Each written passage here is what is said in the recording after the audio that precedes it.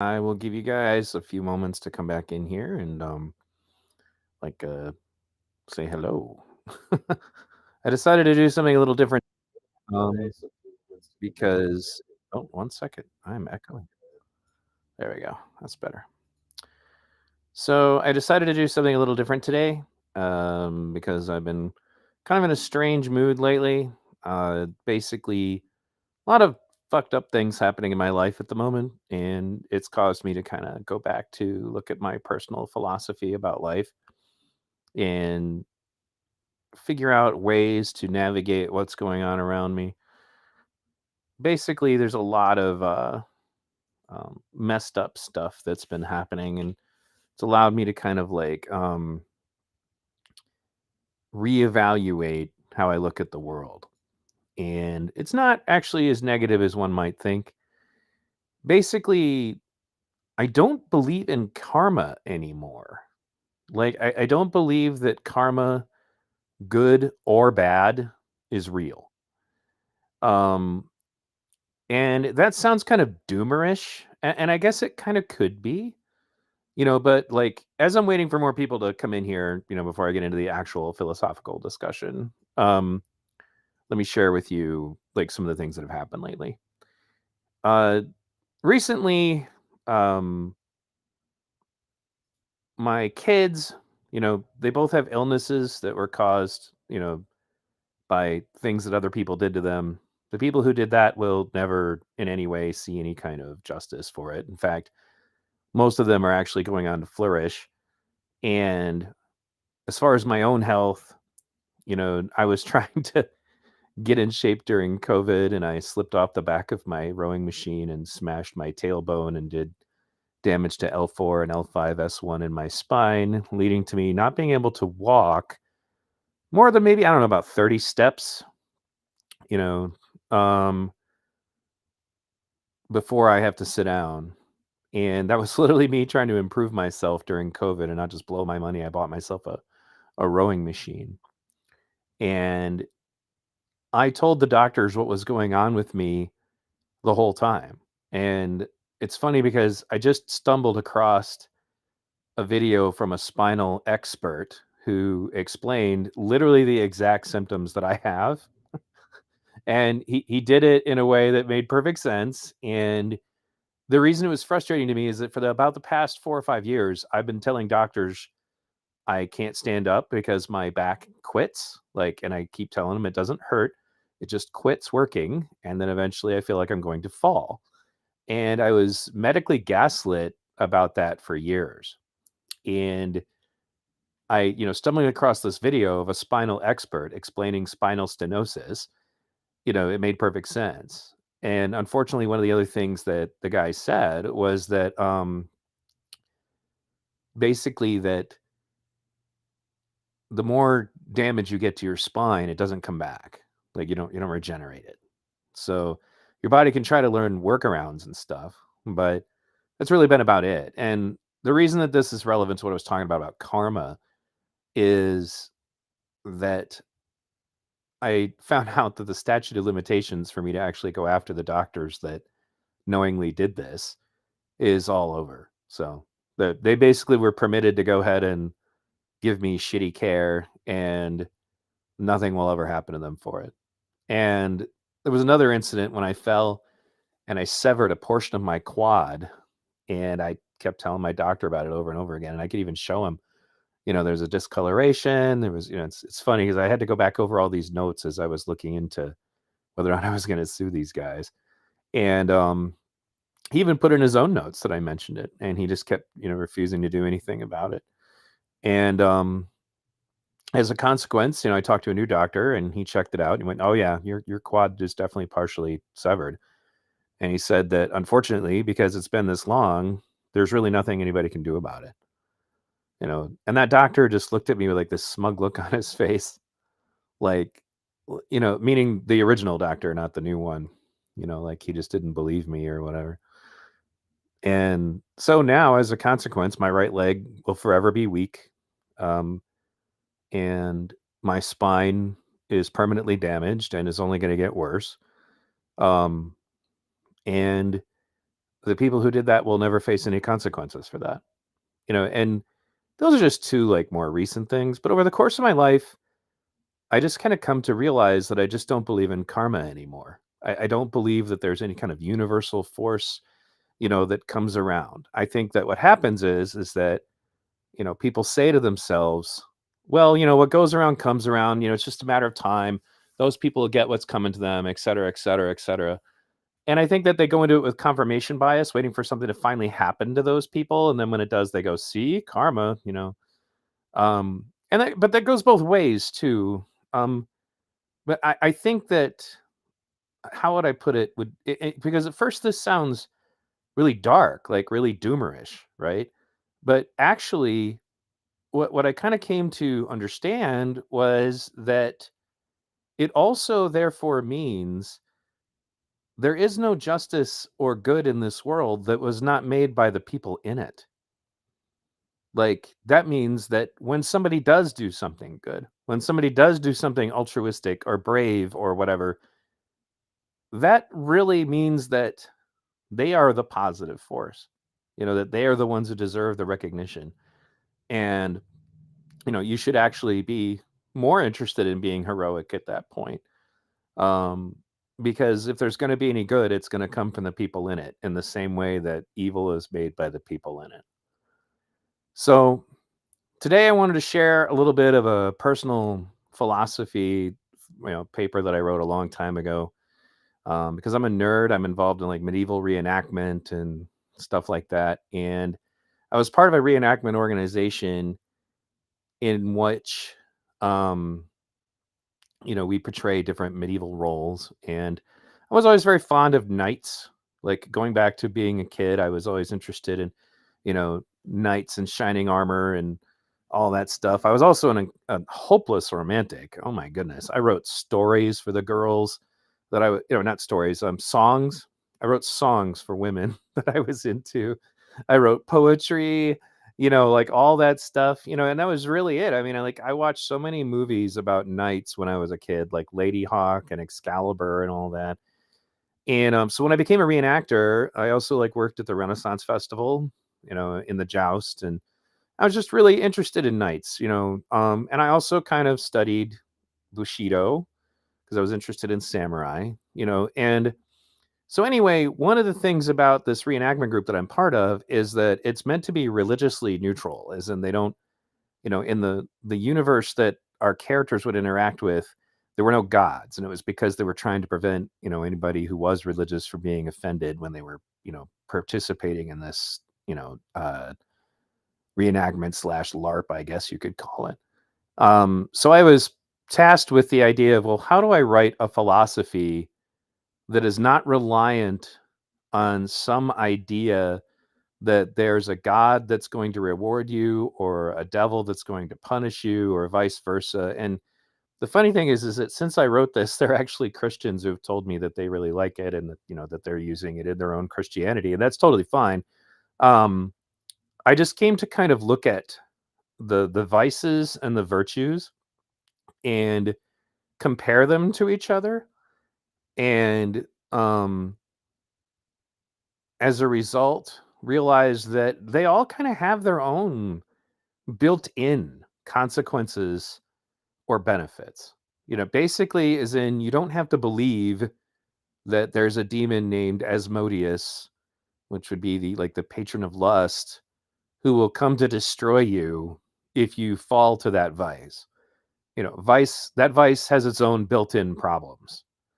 And being chaste has its own built-in benefits. But I'd say that when you look at the vices and the virtues, one of the things about them is that it's kind of like Yoda said, like when Luke asked him if the dark side was more powerful. He's like, well, no, not more powerful, faster, maybe, more seductive, easier, etc. But not more powerful per se.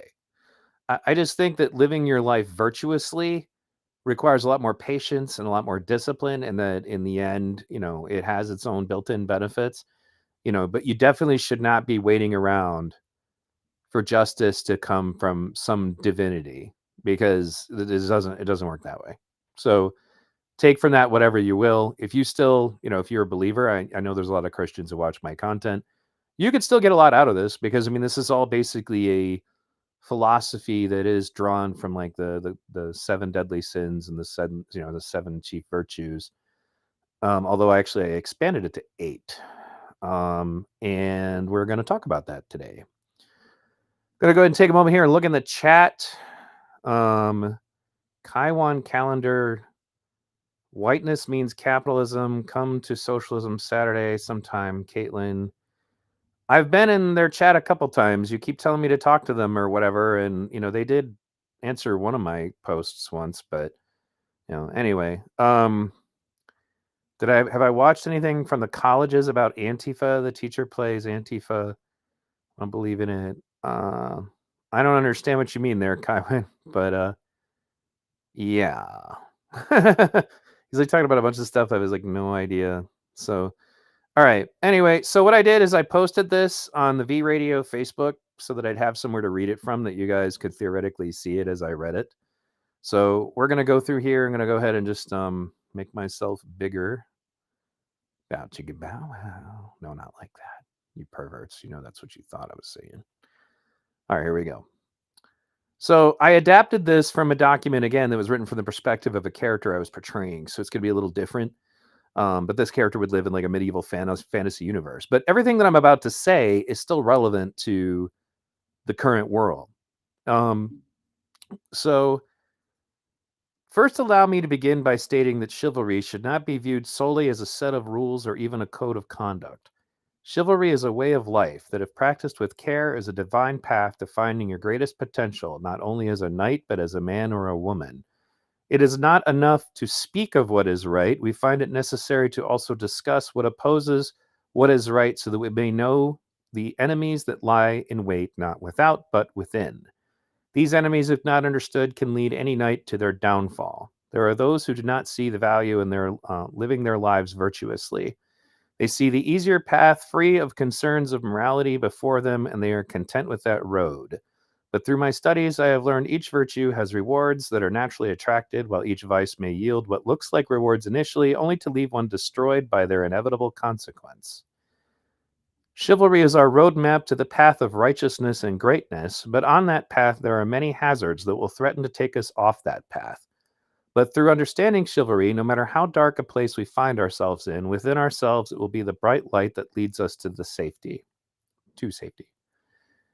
First, let us consider the pillars that uphold a knight, the 8 chief virtues: chastity, temperance, charity, fortitude, mercy, compassion, humility, and justice. Then we shall compare them to the 8 deadly vices, that which seeks to destroy a knight: lust, gluttony, greed, sloth, wrath, avarice, pride, tyranny. So we begin with chastity and lust. Chastity is a virtue whose enemy within a knight is lust. This virtue is often misunderstood. A common incorrect belief is that absolute abstinence from any pleasure is required to observe chastity, and that this is not the truth of it. Chastity is about ensuring moderation in the carnal pleasures so that they do not overtake you and weaken you or even destroy you. A knight who is weak in this virtue would be very easy to sway from their path through seduction. It is important for a knight to understand that chastity does not only refer to matters of sexual nature, and to cultivate this virtue, a knight should strive to abstain from sexual conduct according to one's state in life. To show one's affection for a lover through the practices of courtly love and a romantic friendship until the time of realizing that love in the physical embrace is appropriate. The sub-virtues of chastity are honesty, wisdom, and purity. So like these sub-virtues are kind of like considered to be like pieces, of the main one. So honesty. To be honest with oneself, their family, their friends, and all beings. 'Tis better to die silent than to taint oneself with lies or deceit.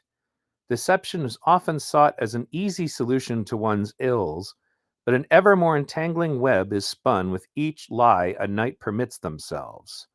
And while the knight may purge from their attention the lies they have spun, they still lie in wait to eventually undo the knight. To observe this virtue is to gain a special power. the power of your word alone carrying the weight of trust. Tell no lies, and no one will ever doubt the truth of your words. Truth is for this reason its own reward. But once you have given into deception, a liar you will forever be. So I talk about this kind of a lot actually on this channel because one of the things that drives me nuts that like led to me wanting to do this again, you know, is that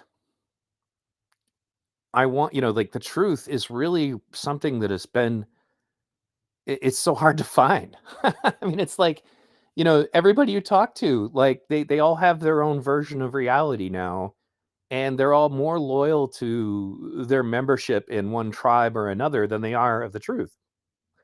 And they don't realize that, using lies to win a battle, it's not really it's not a way to go about doing anything politically that's actually going to last because lies always unravel.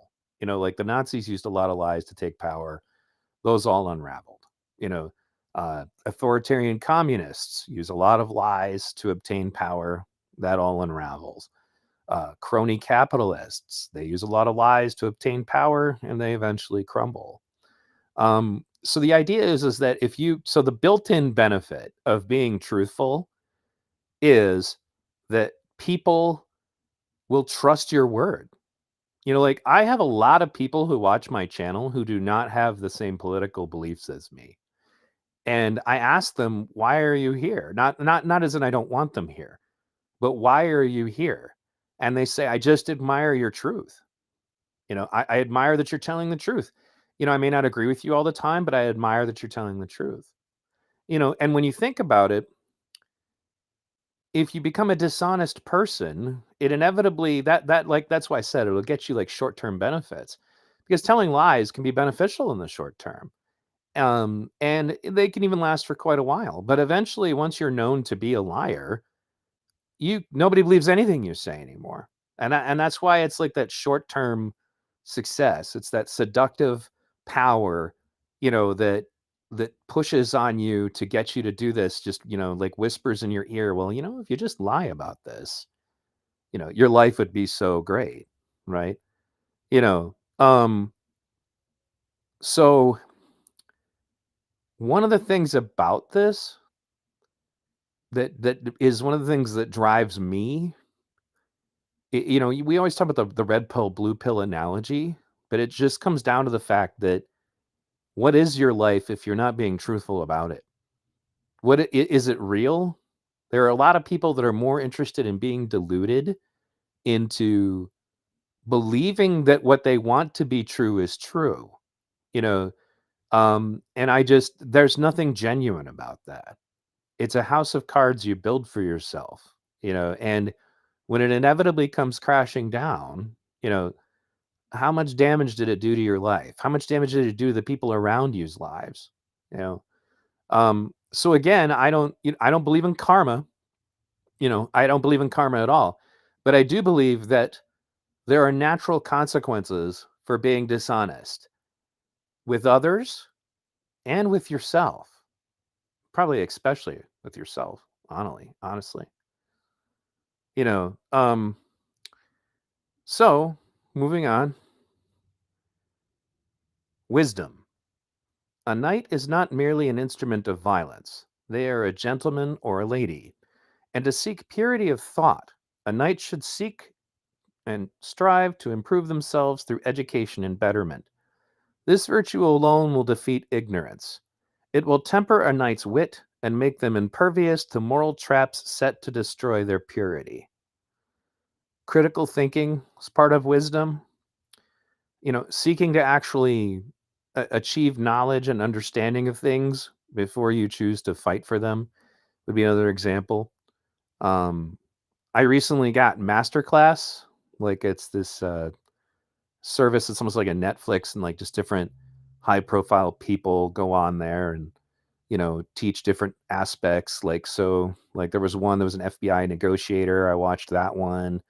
Noam Chomsky does a critical thinking one, and I know you guys, a lot of you are conservatives, so you'll roll your eyes at the idea of Noam Chomsky. But one of the things he says in his critical thinking uh, story is that he wants you to intentionally go out of your way to find people that you don't agree with and to listen to them, to listen to their point of view, and to put your own point of view to the test.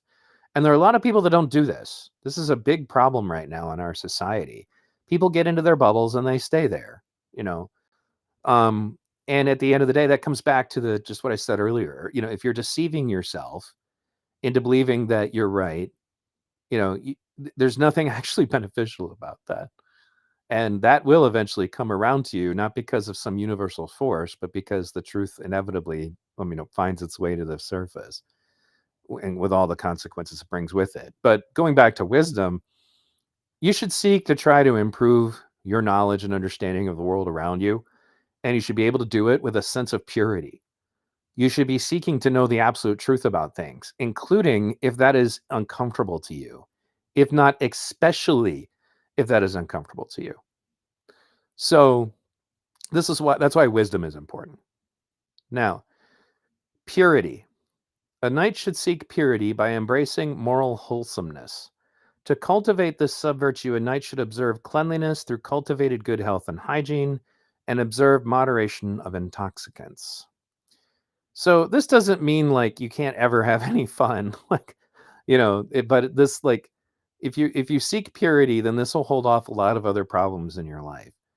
And I want to be clear, I don't expect everyone to live like a freaking paladin, but if you kind of have these virtues and vices in the back of your head, then, all things in moderation, so to speak, starts to kind of become obvious. So now let's talk about what opposes chastity. And I want you to think about it for a second, because, chastity, honesty is chastity of spoken word, wisdom is honesty of thought. Purity is, in its own way, honesty of, yourself and how you treat yourself, but also it's your purity of deed. Then we come to lust. When a knight is weak in chastity, they may fall prey to lust. Their desire for pleasures will distract them from their purposes and duties. They will gain a weakness to seduction, or fall prey to temptation to seduce others themselves. Although indulgent sexual relations is the most well-known example of this vice, any sort of addiction to pleasure, such as gambling, vanity, and the search for power, are all aspects of this vice. The consequences of this vice are numerous. Aside from risking disease, a knight seduced can be persuaded to desert or neglect their duties, or be unduly influenced to please the object of their desire, which can give that object power over the knight. A weakness that can be exploited by their enemies. When a knight falls prey to utilizing lust, they may find themselves seducing the innocent and bringing children into the world without a family to care for them and to properly love them. Conceived through a hollow act of pleasure rather than a true act of love, the child will be in danger of growing into the world without ever truly experiencing love and being unable to give it themselves. A tragedy. Lust can lead a knight to covet the lover of another, or to be unfaithful to their own wife or husband, and therefore bring great suffering to their family. This can also lead to bloodshed. As wrath seizes its chance to take root, lust, then kept unchecked, can overwhelm a knight's sensibility and send them spiraling into despair, taking those they care with them.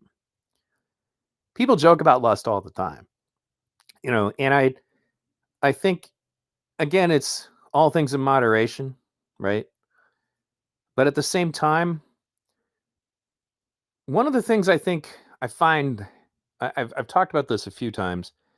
People ask me about relationship advice. Well, this is what I figured out. People find somebody that they find sexually attractive, and then they pursue that person. And in many cases, we're going to go into dishonesty here for a moment too. See, these things are all linked together, right? That's why I call them pillars.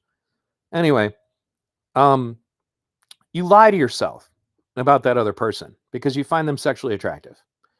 You're not honest with yourself about who they really are, you know, and they are inclined to lie to you because they want you to like them, right? So frequently in the United States in particular, although it's not unique to us, relationships start that way. And this is one of the examples. One of the things that I have found over the last, I don't know, 10 or so years was that I came to a realization that a lot of the old fashioned ways of looking at things, I don't necessarily agree with the solutions presented, but you begin to understand where a lot of these ideas came from. Why should you not be sleeping around before marriage? Why should you not be, you know, pursuing, affairs and all of that? It's like when I put in here that you do damage to your children and all that. How many different families have you seen broken up and divorced over, infidelity? And in many cases, the people who do that get into it because it feels good in the moment. And then they frequently feel huge regret after the fact. But by that point, lust has already had its way with you. It's already done its damage. You know, um, Asmodeus is laughing at you. Like that was the name. Actually, like there's demons that represent all of the vices, and that just happens to be the one of lust. So there's so much about like, people talk about bros before hoes or whatever, but it's the concept of like, don't break up a long lasting friendship for the sake of a brief moment of having sex, and that goes both ways, I might add. That's not just a bros before hoes, it's same thing with girls. You shouldn't, be cheating with other people's boyfriends, etc. Not just because it's immoral in the sense that you're a bad person. It always has consequences. It always has consequences. That's why I said it's like you don't have to believe in some kind of universal force, you know.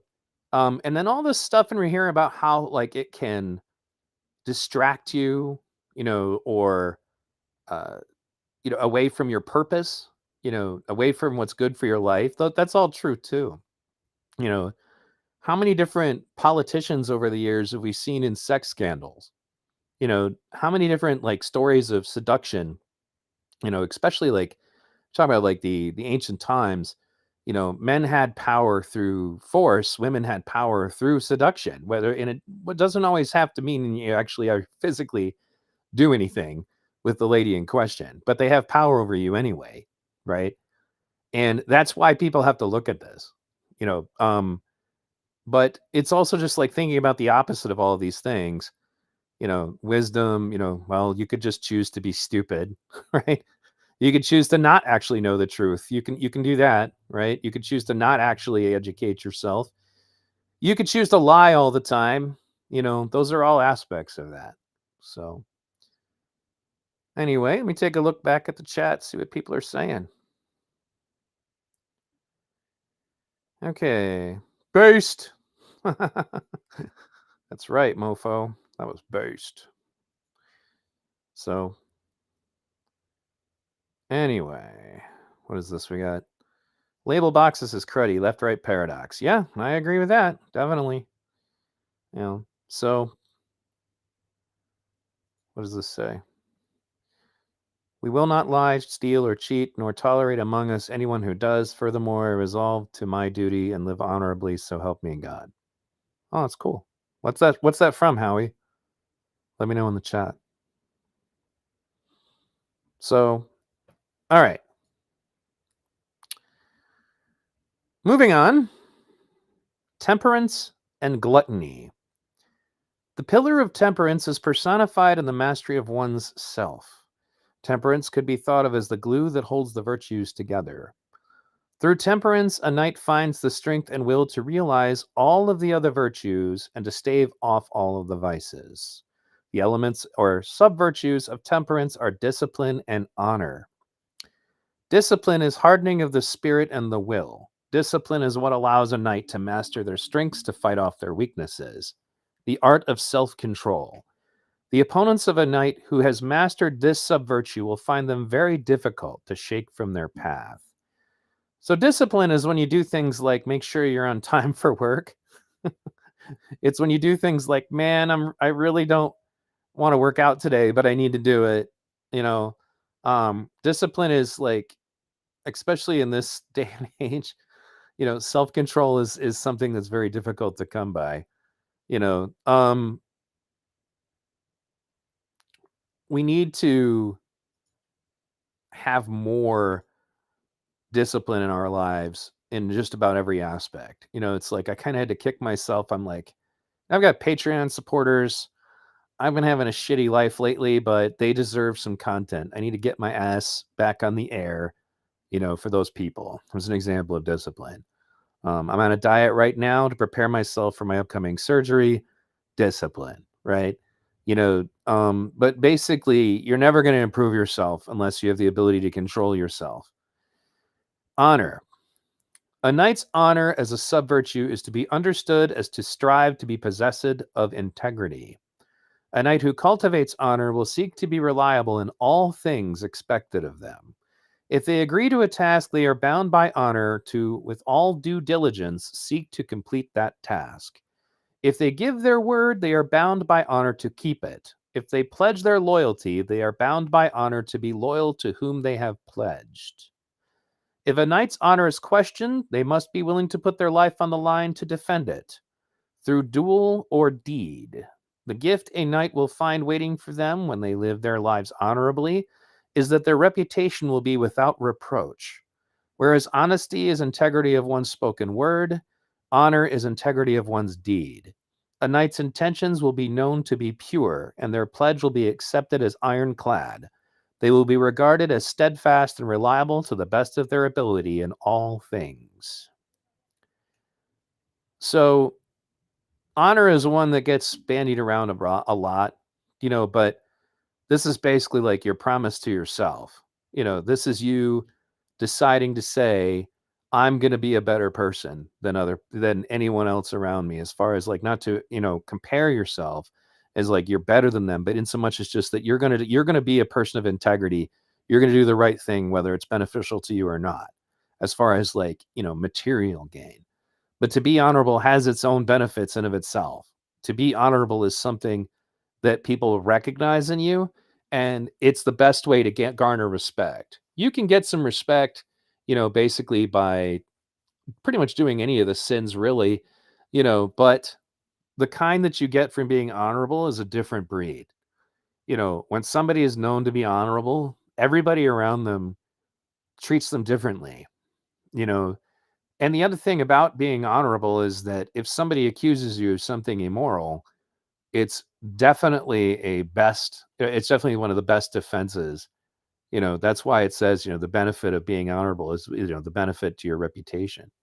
So anyway, opposed to the pillar of temperance is the deadly vice of gluttony. Gluttony is often thought of as the uncontrolled desire for food and drink, and while this is a prominent aspect of gluttony, it should not be mistaken for being the only way that gluttony seeks to take hold of a virtuous knight. A knight who is taken by gluttony will be ruled by their impulses, unable to control themselves regardless of the consequences. A gluttonous knight may find themselves planning an exquisite feast while the people of their fief or shire starve. A person afflicted with gluttony may find themselves gorging on the meager shared provisions of his comrades in arms while out on campaign, leaving his fellows without adequate nourishment and therefore weak on the battlefield. Like lust, a knight afflicted with this vice can be easily distracted from their duties, and their desire for these goods could serve as a weakness to be exploited by an enemy intent on gaining undue influence or control over them. Finally, if left unchecked, a knight who has fallen prey to this deadly vice will find their health suffers, rendering them slow when called to defend themselves or of those in his charge, or in some cases, lying in wait to strike them dead from the inside. So that idea is just, the obvious side effects of gluttony being you get overweight and unhealthy. But, you know, um, it's important to recognize that, gluttony is something that can really destroy uh, every aspect of your health, but also, comes back to it. You don't have to believe that there's oh, what was his name? I used to know the name of the demon for gluttony. Um, Well, anyway, point is that you don't need to believe that there's a demon that's going to try to drag you into hell if you're gluttonous. But people who are gluttonous, who just surrender to the desire, like the carnal desires and regarding food and drink, and also just anything. I mean, you can be gluttonous for playing video games. You could be gluttonous, for too much Netflix. you know, Gluttony is just like allowing, things that are not necessarily good for you to have too much control over you, right?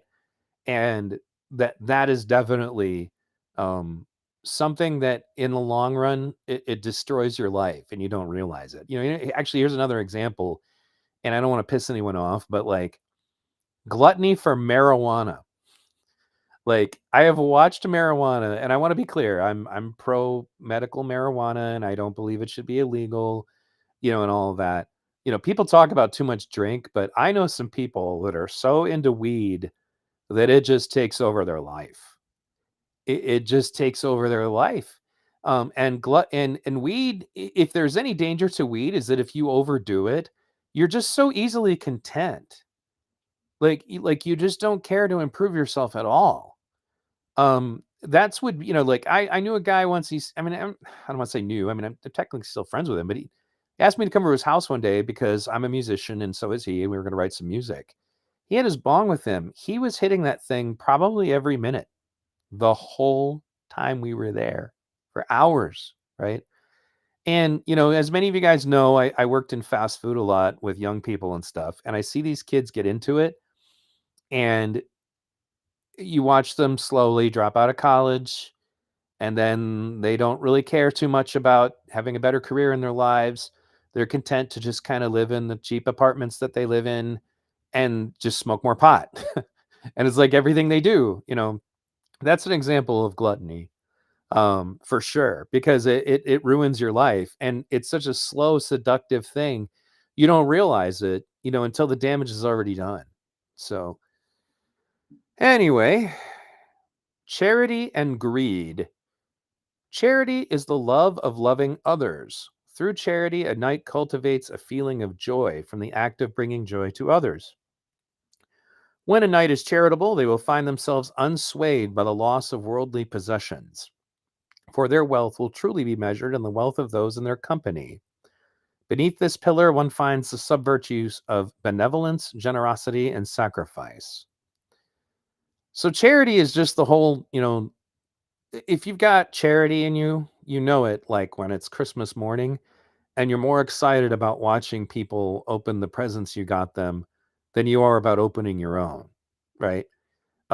Charity is that feeling of knowing that you did something good for someone, right? Like, so for example, both my kids, just due to illness, can't continue wrestling. So now I continue to coach the club that was largely made up of their friends. And I'm really enjoying helping these kids. Like, it's really giving me purpose. It's giving me focus. It's one of the only things really that makes me happy right now, honestly. And then the place that would let me use their wrestling room is, like I joined the coaching staff there, and there are so many kids at this school, that, and it's a very underprivileged school, like a lot of very poor kids, but these kids come in and so many of them are just great kids. Like, they're just great people, right? And they don't have their parents, if they have parents, are working all the time. So, they don't really have any positive forces in their life, and when you become a wrestling coach in that kind of environment, a lot of the reward is going to come through realizing what you did for some of these other kids. So, for example, one of the kids that we helped coach, he just got a free ride to college. This is a kid who would have never been able to afford to go to college, was not in the cards. But we got him good enough at wrestling to where college asked him for it. He's got a full 4 years coming. And we just sat back, my son and I, because he helps me, because while he's too ill to compete himself, he helps me coach. We just kind of sat stunned for a moment and went, wow, we did that. Like, we did this awesome thing, So, and obviously people who are also charitable, it comes back to, like, I don't believe in karma, but like, if you're known to be charitable, people will tend to be charitable to you. You're like, if you're known to be charitable, if you're known to give of yourself, people tend to be more interested in being charitable to you. People remember that shit. They do, right? And I've had those kinds of situations come up because, I'm not exactly wealthy myself. And like, over the course of the years, for example, there'd be times when I had to do like GoFundMe's and stuff to be able to take my kids to certain things that they wanted to do. And it was because people knew that I was giving to other people whenever I could, that people donated to those. That's how that works. Again, built-in consequences for the vices, built-in benefits for the virtues. If you choose to be a charitable person, inevitably people will value that in you as a person, and that will change the way you interact with them. You know, other than my coughing, that wasn't very charitable. Anyway, benevolence. Benevolence is the desire to do good for the sake of the result of such actions. A knight who is possessed of benevolent soul will take a great joy in the active deeds done to aid others. I guess this is kind of similar to what I was already talking about, but you get it. A satisfaction will be found in the act of doing for another that far exceeds any satisfaction for doing for oneself. The gift a knight receives for benevolence is a reputation that will cause those around him to seek to defend him from the wicked deeds of others. The enemies of such a knight will find themselves surrounded by new enemies, the friends and allies the knight made through their benevolent acts. I've seen this up close because I'm literally a wrestling coach who half the time is sitting in a wheelchair and half the time is sitting on a walker rollator.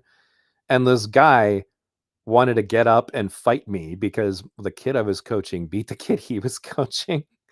And like the people like that are on one of the teams that we help literally got up and descended upon this dude, and he figured it out pretty quickly and he needed to leave me the hell alone. I know. I just kind of hammed it up. I was like, yeah, why don't you do that? Why don't you come right on over here right now and beat up the guy sitting in the wheelchair? That'll prove to everyone here just what a man you are, won't it? But the point is that benevolence is when you do good things for people, and you feel a satisfaction from it, good things will come back to you because other people will appreciate that. Again, built-in benefits. Uh, Generosity. Whereas benevolence is charity of deed, generosity is charity of worldly possessions. A generous knight gives freely without any thought of reward. When generosity is cultivated in a knight's life, that the rewards that come back to them are not always given by those the knight may have given to. In the same way that a knight who is benevolent will find himself surrounded by allies and friends ready to aid him when he is in need of aid, the generous tend to find themselves equally beloved and oftentimes provided for when they themselves are in need. Giving a peasant girl your cloak when she is cold obviously depletes a knight's resources, but it would not be uncommon for such a knight to find himself provided for by that girl's father, the blacksmith, who may care for their horse when the knight finds himself in a state of poverty. Sacrifice.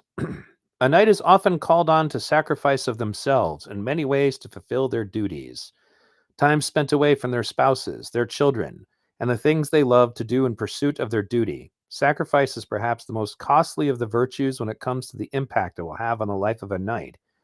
However, when it comes to the gift, or it comes as a gift, not unlike the gifts bestowed on knights who seek to personify the other sub-virtues of charity, a knight who sacrifices will find that others will be more willing to sacrifice for them. So, going back to the chat. Oh, okay, I see. You guys are just kind of listening quietly. It's not as big of an audience today. I think some of it is just I haven't streamed in a while. So I hope this isn't too boring to you guys, but I'm going to finish it anyway for those of you who do enjoy it, and maybe some people look at it later. But anyway, this pillar is opposed by the deadly vice of greed. Greed. Greed is an inordinate desire to possess far more than one needs or deserves. Though often simply thought of as a lust for wealth, it is also seen an excessive or rapacious desire and pursuit of status and power. A knight who is afflicted with this vice will find themselves weak to the temptation of bribery. Falling to this vice, a knight will sacrifice their friends, family, and honor in the pursuit of that which they desire. But like most vices, when pursued to its final end, that which is gained through greed is fleeting in comparison to that which is lost. A knight possessed by greed will find themselves trading things that are truly priceless, such as friendship, love, and honor, in exchange for worldly goods and influence that will have no value at all when they are in their darkest hours. A greedy knight may hoard what comes to them, but they will find that eventually this act will prevent them from gaining anything of true value. Alas, most of those afflicted with this vice do not realize they have fallen until it is too late. When the consequences come to collect and they find themselves alone, in the life after, find themselves just as alone and without anything that they had acquired. There's lots of different ways to define how greed has, affected the world. and what somebody who's afflicted with it, can find themselves doing. You know, um, it's really about the fact that when you want more than you desire, well, want more than you need, or deserve, how much evil has been done in this world by people who are like that, right? And how much people, and the thing is, I remember actually I watched a documentary a little while ago, and it was about this rich guy who got to the end of his life, and he realized that because he actually ended up giving away his wealth, but in order to become this multi-billionaire that he was, he destroyed his family life. His wife left him. His children don't talk to him. And now he's near the end of his life and he's kind of going, ugh, like, what the hell did I do all this for? I can't take any of it with me, right? Another example of that is when feminism convinces women to just completely go after a career and like sacrifice everything else in that pursuit. As Jordan Peterson points out, frequently these women get to their later years, their twilight years, and it's too late to get married now. It's too late to have kids now. But hey, they got all this money, right? Um, and so that's why it's destructive. That's why you got to catch yourself on it. You got to think about it. Inevitably, you have to be on guard at all times to try to look at these vices as they try to whisper to you to give, to take from you, while essentially explain, like convincing you that they're actually giving to you. That's the power of this kind of stuff. So, fortitude and sloth. Whereas temperance is the strength that upholds these virtues, fortitude is the armor of them. Fortitude is often thought of as physical endurance, and this is one aspect of it. However, it is also the ability to persevere against all challenges and trials that will find their way into the knight's path on their journey to righteousness. Fortitude is a tenacity of the mind, body, and soul. The sub-virtues of fortitude are diligence, righteousness, and persistence. I think I'll read the sub-virtues before I talk about it, because I'm sometimes kind of going over things again. Diligence is a sub-virtue attributed to a zealous and careful nature in one's actions and work. This is wisdom applied to fortitude, looking for the most effective use of one's energy. Vigilance and guarding against laziness, and the ability to put one's full intent and focus in one's deeds.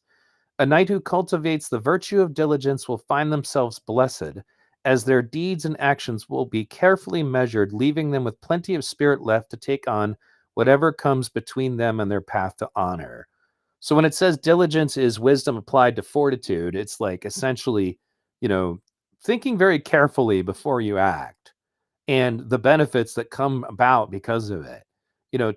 And doing your due diligence, as people say frequently when it comes to like studying something before you start running your mouth about it. So anyway, righteousness is a sub-virtue that is personified in one's ethics. A righteous knight will always find the strength to do what is just and right, regardless of the consequences to themselves. Nothing will shake them for pursuing what is best. A righteous knight will be gifted with a clear conscience, confident that their path will not be measured in their achievements in the eyes of man, but in the scales of justice that upon all men and women are judged. They will be able to look upon themselves free of the yoke of shame and guilt. So, to be ethical is something that can be considered to be a hindrance to oneself, limiting in some ways.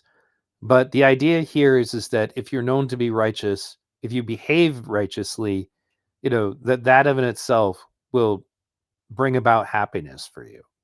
And it'll do this whether or not, there's any immediate gratification. You know, um oh. So yeah, I'm getting some good stuff here. So like thank you for continuing. It'll be nice to have it all in one video for later. Yeah. And we got another one. I promise you that we were just quiet because we don't want to miss any of the knowledge you're dropping. This is great stuff. Well, thanks, man. Yeah, I worked really hard on this, and I actually felt kind of inspired by it. I want to make a book that I'm going to call The Atheist Knight. Morality is Logical. That's actually kind of where that was what I put on there. Is because if you study this stuff, you almost look at it like a Zen or Buddhism or whatever. You don't have to believe that there's some supernatural something. You can literally just understand that behaving like this is good for you and it will bring about good things for you. So, anyway, persistence. Persistence is a sub-virtue that enables a knight to continue on well after motivation has waned. Persistence is what gets a knight up on a cold and chill morning and off to train, regardless of how they feel. Persistence is what keeps a knight ever moving forward, no matter how dauntless or tedious the task. The gift of persistence is that oftentimes, when endeavoring in a long and difficult task, the knight loses sight of their goals and finds themselves seeking distraction that can lead to failure. However, a knight who has cultivated persistence will find themselves victorious when others have long since given up. That one's kind of self-explanatory, but persistence is definitely the kind of thing that you need when, like I mentioned, the diet earlier, you know, you have to stick to it because it's the kind of, without persistence, you're not going to see long-term benefits of anything. It's the whole concept of like anything that's worth doing is not easy to do. Well, you have to have persistence to master those kinds of skills. For every guitar player, there's like hundreds of thousands of hours of them doing boring chord repetitions, right? For everybody with a good chest, there's hundreds of hours of doing push-ups. It's the same concept. You have to be persistent in anything that you want to do. And that's why I said, well, after motivation has waned, is that you have to recognize that, okay, man, this stinks. I don't want to do this anymore. But you have to see that on the other side of it, that, in order to realize those your goals, that this is just what it takes. So the pillar of fortitude is opposed by the deadly vice of sloth. Sloth is the vice that seeks to destroy a knight through laziness and complacency. A knight who is afflicted with this vice will find themselves procrastinating in much needed work until the consequences are unavoidable. They will neglect their training and then find themselves at the mercy of their enemies when they fall to exhaustion. They will find themselves unable to pursue their dreams as well as their responsibilities and inevitably will be doomed to failure at any task they are called on to perform. Sloth also takes its toll on the health of a knight. Sloth works hand in hand with gluttony to lie in wait inside a knight and kill him from within, as dead as any killed with a sword or bow. But even a knight who is physically active can be a victim of sloth through apathy. Unable to effectively utilize their talents as the state of their spirit is as paralyzing as finding oneself crippled in the body. So in that aspect, you're talking about mental sloth. Apathy can be just as dangerous to your life, as any amount of laziness. If you become so black-pilled, it can eventually just lead to destruction. That's the concept behind it. And if you look back at all these things, persistence, righteousness, diligence, etc., that's how you fight this, you know. Mercy and wrath. Though many trials cannot be solved without the use of a sword, some cannot be solved with one. Mercy is the understanding that violence is not always the solution, and being capable of resisting the temptation to use one's knightly skill at arms when tempted into rage. Though through mercy, we avoid breaking what cannot be rebuilt or wounding what cannot be healed. The pillar of mercy is made up of the sub-virtues of patience, sufferance, and forgiveness. Patience is the sub-virtue that a knight calls upon when they need to persevere when a task can prove frustrating. Patience keeps a knight's head clear when anger from a state of impotence exists in the task. That a task cannot be performed with the resources or timing available in a given situation. So the idea is that you need to have patience if you don't currently have the resources. It is these times when a knight will need to have more access to their wisdom and knowledge so that they may improvise until the situation improves. Improvise, overcome, and adapt, just like the Marine Corps says. A knight possessed of patience will find themselves able to perform difficult tasks no matter how dire the circumstances when others are crippled by their rage. Sufferance. Sufferance is a distant cousin to fortitude. Through cultivating sufferance, a knight will find themselves able to take punishment as required of them without losing themselves to despair or anger. Sufferance is a great tool to valor, as a knight will often be asked to perform at their best, even when the task laid before them is painful. The gift of sufferance is that no matter how painful the trial, a knight will still be at their best. Forgiveness. This is a sub-virtue that guides the knight to find peaceful solutions to the trials and tribulations they will encounter in their duty. It is through forgiveness that knights will defeat their enemies without even drawing their sword. A knight who understands this virtue will be blessed without the burden of unneeded blood staining their hands, and without the burden of hate in their hearts burning them to ash. There comes a time when a conflict has gone on too long to the point that continuing it would be an injustice to both sides. It is this time that the virtue of forgiveness must be called on by the enemies, lest the grief at their losses in such a conflict far outweigh any satisfaction taken from their vengeance. The pillar of mercy is opposed by the deadly vice of wrath. Wrath is a vice that can destroy in a moment something that will not be replaced, even if eternity was devoted to making it whole again. When a knight is lost in wrath, he will sacrifice anything to gain satisfaction against that which angered them. As their sword swings out in rage, many others will be caught in its path the knight had never intended. The rage of a knight consumed by wrath will all too often find its way to bringing harm to those the knight loves the most. Wrath will blind them to the consequences of their hatred long after those closest to them have suffered, or even died at the hands of those who seek vengeance for the wrathful deeds carried out by the knight. It is a fire that spreads like a disease from one victim to the next, afflicting those victimized by it to seek retribution of their own. The idea of it being a disease is that I'm angry because you killed my brother, so I kill your brother. So then you go and kill my brother. And then my brother then goes to kill you. It goes on and on and on. It's like never-ending conflicts. Like the Irish Republican Army situation, for example. Frequently people who joined the IRA were angry because somebody they knew was killed by British, and the British frequently ended up killing more Irish people because of what happened to them. It's just a never-ending cycle. This is how wrath becomes a disease that just spreads. A knight who has fallen to this vice will be easy to taunt, a weakness that will be easily exploited by their enemies who lead them onto the battlefields of their choosing and their advantage. Think about that for a moment. A weakness that will be easily exploited by their enemies who lead them onto battlefields of their choosing and their advantage. If your enemy can taunt you into making stupid mistakes, that's a weakness you don't want to have. Like, people ask me, for example, why I don't like the yelling and screaming and why it's very rare that I allow myself to raise my voice during debates. This is why.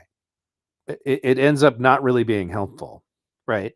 And it also, like when you see people just get caught, for example, in an endless personal attack, in debates, like wrath is taken over. Like, how long does it take before wrath takes over in a debate, right? Basically, I've given my piece, you've given your piece, and now our ability to even try to achieve any kind of dialectic or understanding between each other has completely destroyed. And now it's time for us just to start attacking each other. Nothing ever really ends up being achieved by that. Anyway, and the idea of being, a weakness will be easily exploited by their enemies who lead them on the battlefields of their choosing and their advantage is basically just them setting the stage. They're going to set the circumstances in which the conflict will go on.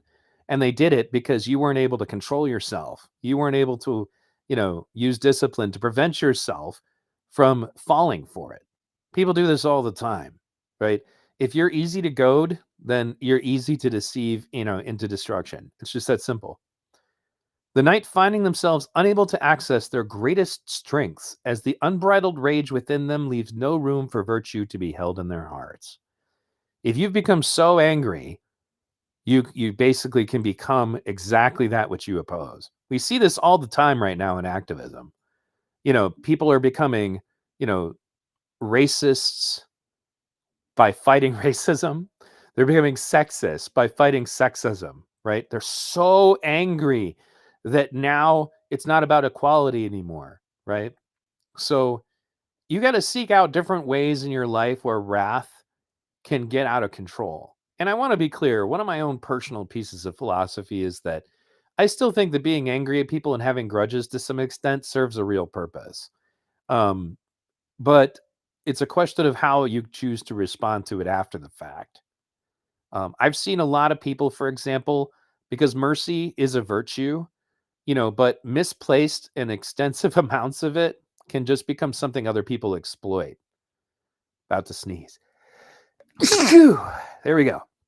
So if you're too merciful all the time, eventually people, will just kind of use you as a doormat. But at the same time, if you're too wrathful all the time, you're going to do all kinds of unintended consequences to the rest of your life. It's like you get angry because somebody did something at a bar, so you brutally beat them up, and then you go to jail, right?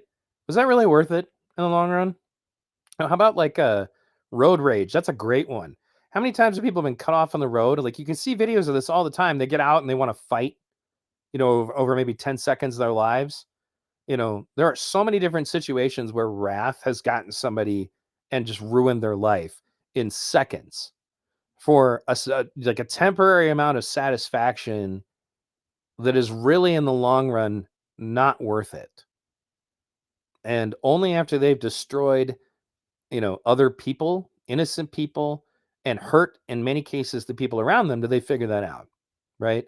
People who are just endlessly wrathful, the people like rage addicts, I talk about that all the time on this channel. The people that are addicted to rage, like they go on the internet looking for things to be angry about, right?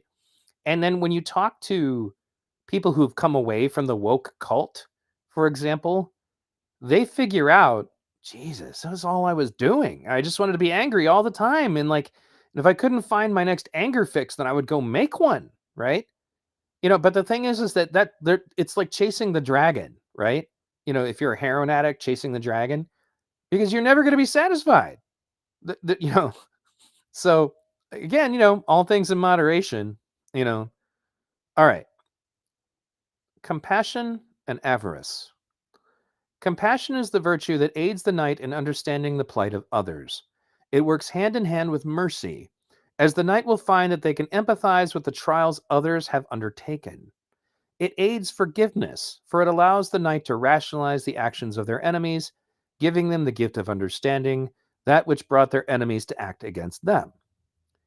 Compassion will bring about in a knight who has embraced it a genuine desire to alleviate the suffering of others, and a feeling of satisfaction in doing so that will help the knight in many cases alleviate their own suffering.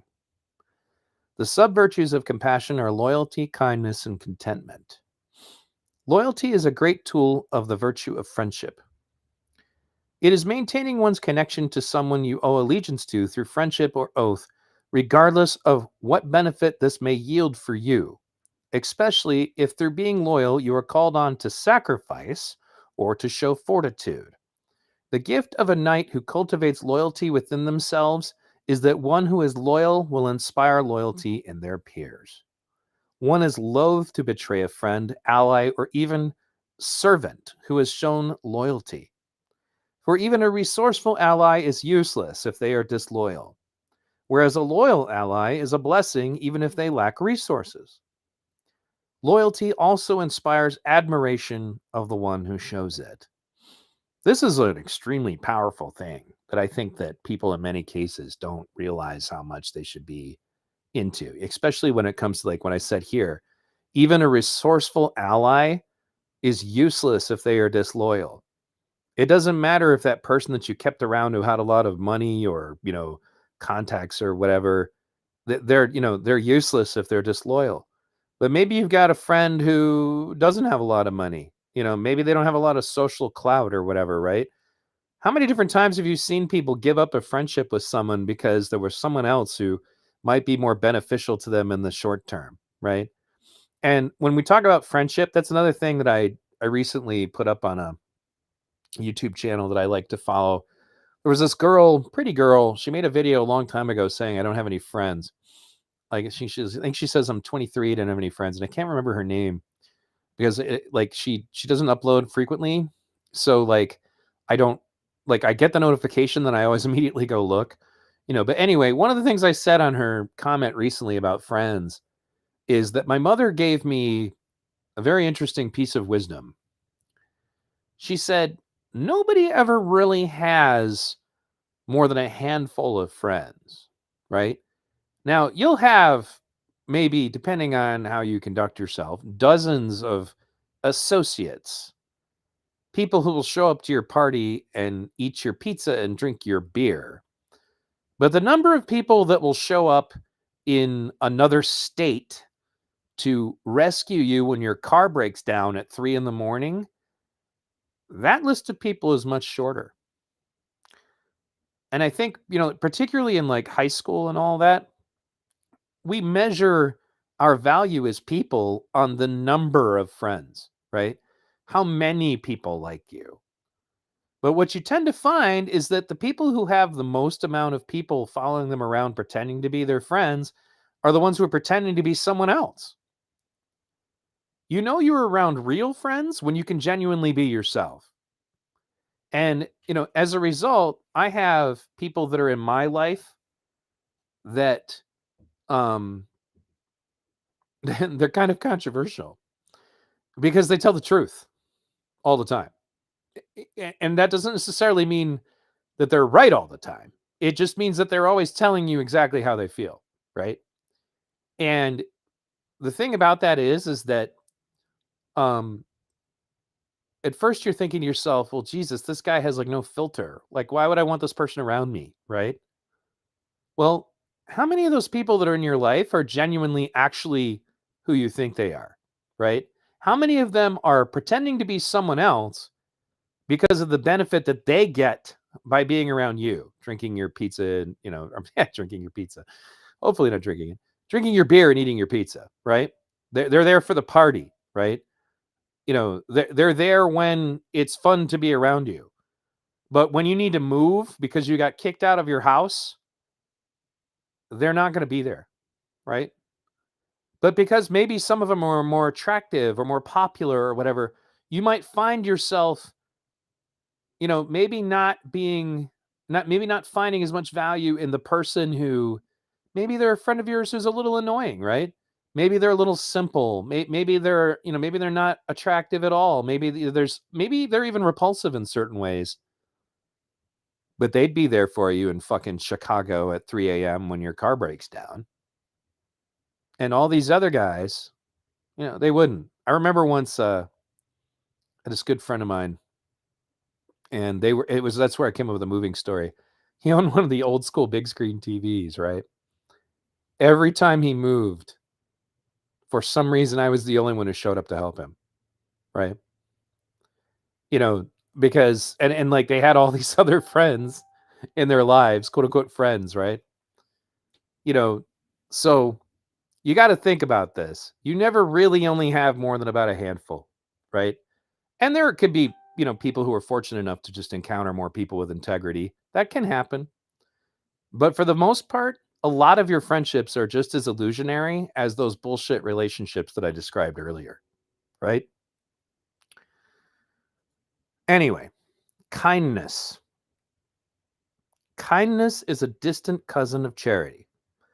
Through kindness, a knight will find themselves possessed of a keen sense of the needs of those around them, and therefore will be more effective at being charitable. Kindness enables one to be good to someone, even if doing so comes at expense to the one being kind. Knights who are known for kindness, like many of the other virtues, will find that kindness will seek them out to repay them for their deeds when the knight finds themselves in their darkest hours. Contentment. Contentment is a sub-virtue that is seen when a knight is able to realize their blessings no matter how dire a turn their lives have taken. Contentment allows a knight to find value in what they have in spite of what they do not. A knight who is blessed with this virtue will never find themselves disappointed, and will be far less tempted to needlessly risk what they have in the hopes of gaining what they do not need. The pillar of compassion is opposed by the deadly vice of avarice. Avarice, or envy, is a vice that can grip a knight with the inability to appreciate what they have, and a dangerous desire to take what another has. Avarice is perhaps one of the most destructive of the vices, as it can be a facilitator of all other vices. Envy of another man's wife leads to lust. Envy of another man's possessions leads to greed. When a knight is possessed by avarice, they will tend to miss the blessings that stand right before them. And in the pursuit of what they should not have, they will inevitably miss what was meant for them. Knights who are lost in envy, like many other vices, will also find themselves able to sacrifice that what is most precious in the pursuit of that which is fleeting.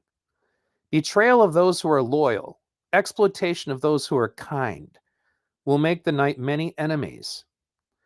Knights who are afflicted with avarice will find any accomplishment that is not the object of their obsession hollow, no matter how wondrous, and will be plagued of feelings of being poor, no matter how wealthy they are, and powerless, no matter how strong they are, and lonely, no matter how loved they are. So through avarice, you're just always comparing yourself to someone else, right? And you're always comparing yourself to what they have that you don't have.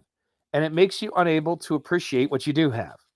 People who get caught up in this will make really stupid decisions, and they don't realize how much power these other people that really, that should not have any power over them will have over their lives. Because you're always trying to keep up with the Joneses, right? You know, and so again, it's just a situation, you know, where if you give into this, you're blind to what you already have. You're constantly looking at someone else. How many different times can you think of something like this? You don't see what's right in front of you, right? Like maybe the girl who's not quite as pretty, right? But she's loyal and she would have made a fantastic wife for you. I've got 3 of these, by the way. Girls that I should have dated instead of my ex-wife, right? You know, maybe the ones that would have been fantastic mothers, right? That you overlooked them, right? Because you were seeking something else, maybe recognition or whatever, right? That's how envy can destroy you. Because just like most of these vices, they all make you blind to something, right? So anyway, moving right along. Humility and pride. This is one of my favorites because there's a lot of misconceptions about it. Humility is one of the most challenging virtues to realize. It is difficult in the career of a knight to maintain it, for a knight must also be possessed of confidence in order to be effective in the pursuit of their duties. Humility is often misunderstood, and the accusation of pride is often needlessly abused by those seeking to squelch the success of those that they envy. Humility is not the idea that one is to think less of themselves, it is to think of themselves less. Introspection into one's own weaknesses is what allows them to be strong. Blindness to one's weakness is to find out you are not as strong as you believed, often in a situation that holds great consequences for your error. In other words, if pride is preventing you from realizing maybe you're not as good at something as you thought, you're going to be in a lot of trouble. A knight who is not humble will find themselves unable to improve in anything, as they are blinded to the fact that there is no room for improvement. The sub-virtues of humility are bravery, reverence, and modesty. Now, one of the things I was pointing out here is that, like, one of the things that would happen frequently is that there are people that would want to beat you down with the idea that you need to be humble, and it's usually because they're insecure or they don't like how much attention you're getting. So they would prefer that you pretend to be a bag of shit so that they can feel secure in themselves. That's not humility. Humility is when you know the things that you're not good at and know the things that you are good at, right? Because if you were just like, that's why I said, a knight's supposed to be brave, a knight's supposed to, be a warrior. You can't do that if you have no confidence, right? But true confidence is understanding exactly what you're good at and what you're not. True confidence is understanding your strengths and your weaknesses. Arrogance is when you just don't think you have any weaknesses. So anybody who is arrogant They're vulnerable because they don't realize that they have weaknesses, and their enemies can exploit those weaknesses. So let's go into these sub-virtues. Bravery. It may come as a surprise to some that bravery is actually a sub-virtue of humility. However, when one considers that bravery is the willingness to put oneself at risk with no regard for danger that it will place you in, it becomes clear that bravery is an act of selflessness. When one is willing to risk one's life in the name of righteousness, then they are admitting to the world that the value of their most sacred gift, that of their own life, is secondary to the value of the pursuit of what is right and just. Knights who pursue the sub-virtue of bravery will have the courage to do whatever is asked of them, no matter the danger. So the idea is to be brave means you're humble because you recognize that your own importance is not more than that of anyone else, particularly those who you are tasked to protect as a knight, or as a father, or as a mother, as a husband, as a wife, anyone. Reverence. The sub-virtue of reverence is the ability to recognize and come to have admiration for the skills, talents, or virtues of others, particularly when these qualities are those which you freely admit that you happen to be lacking in. Reverence is the ability to enjoy the quality of those around you and allow it to inspire you to better yourself. It is also the ability to respect your superiors and to show respect to others. The gift of reverence is that it is a great tool for loyalty and modesty. It will allow the knight to recognize that they themselves must improve upon, what they must improve upon. So reverence is essentially appreciating others and their qualities. And that can be inspirational, right? Like there are people that are my inspirations. So like people like Bruce Lee, Marcus Aurelius, the character V from V for Vendetta. These are all, characters with certain qualities that I revere. And then that is kind of like a guide to me in trying to become a better person myself, right? So, and that's why it's part of humility, because you have to recognize that some people are better than you at other things if you want to be any better. Modesty. Modesty is the sub-virtue that helps a knight understand that it is best to not allow your qualities to cause others to question their own worth. Through modesty, a knight also does not allow themselves to become arrogant or possessive of a belief that they are inherently more valuable than others. Modesty is opposed by vanity, which is a sub-vice of pride. The gift a knight is blessed with when they embrace modesty is that they will be free to fully realize their potential without that potential causing resentment in those around them. For the strengths of a knight who is not modest, for the strengths of a knight who is not modest will bring them more resentful enemies than admiring friends. Modesty can oftentimes be frustrating, for if a knight's superiors do not possess reverence for the knight's qualities, they will be overlooked, and that is detrimental to the cause of the knights that the knights find themselves fighting for. Therefore, it is important that if you should find yourself in command, that you actively reward those who are modest with recognition that they will not and should not have to ask for. That's a common problem, that we don't go out of our way to appreciate the people that we should. We tend to only show appreciation and, public recognition for people who we think will benefit us by doing so. And that frequently is not going to be a person who really deserves it in the long run. This pillar is opposed by the deadly vice of pride. Pride is the vice that can blind a knight to their faults, rendering them unable to overcome them. It gives the knight the weakness of being unable to recognize their own weaknesses, therefore adding their weaknesses to the strengths of any who oppose them. A knight who is afflicted with pride will be unable to benefit from advice, and will find themselves with no answers to their own folly. Pride can prevent a knight from acting to end his own destruction, even as everything they hold dear burns down around them. So let's check in on the chat. Let me see, you guys are just still quietly listening. Okay, then. Justice and tyranny. The pillar of justice is the final pillar of the 8. and it is perhaps the most important of the virtues. Justice is the reason for a knight's very existence, and he or she who lives to be its instrument. Justice.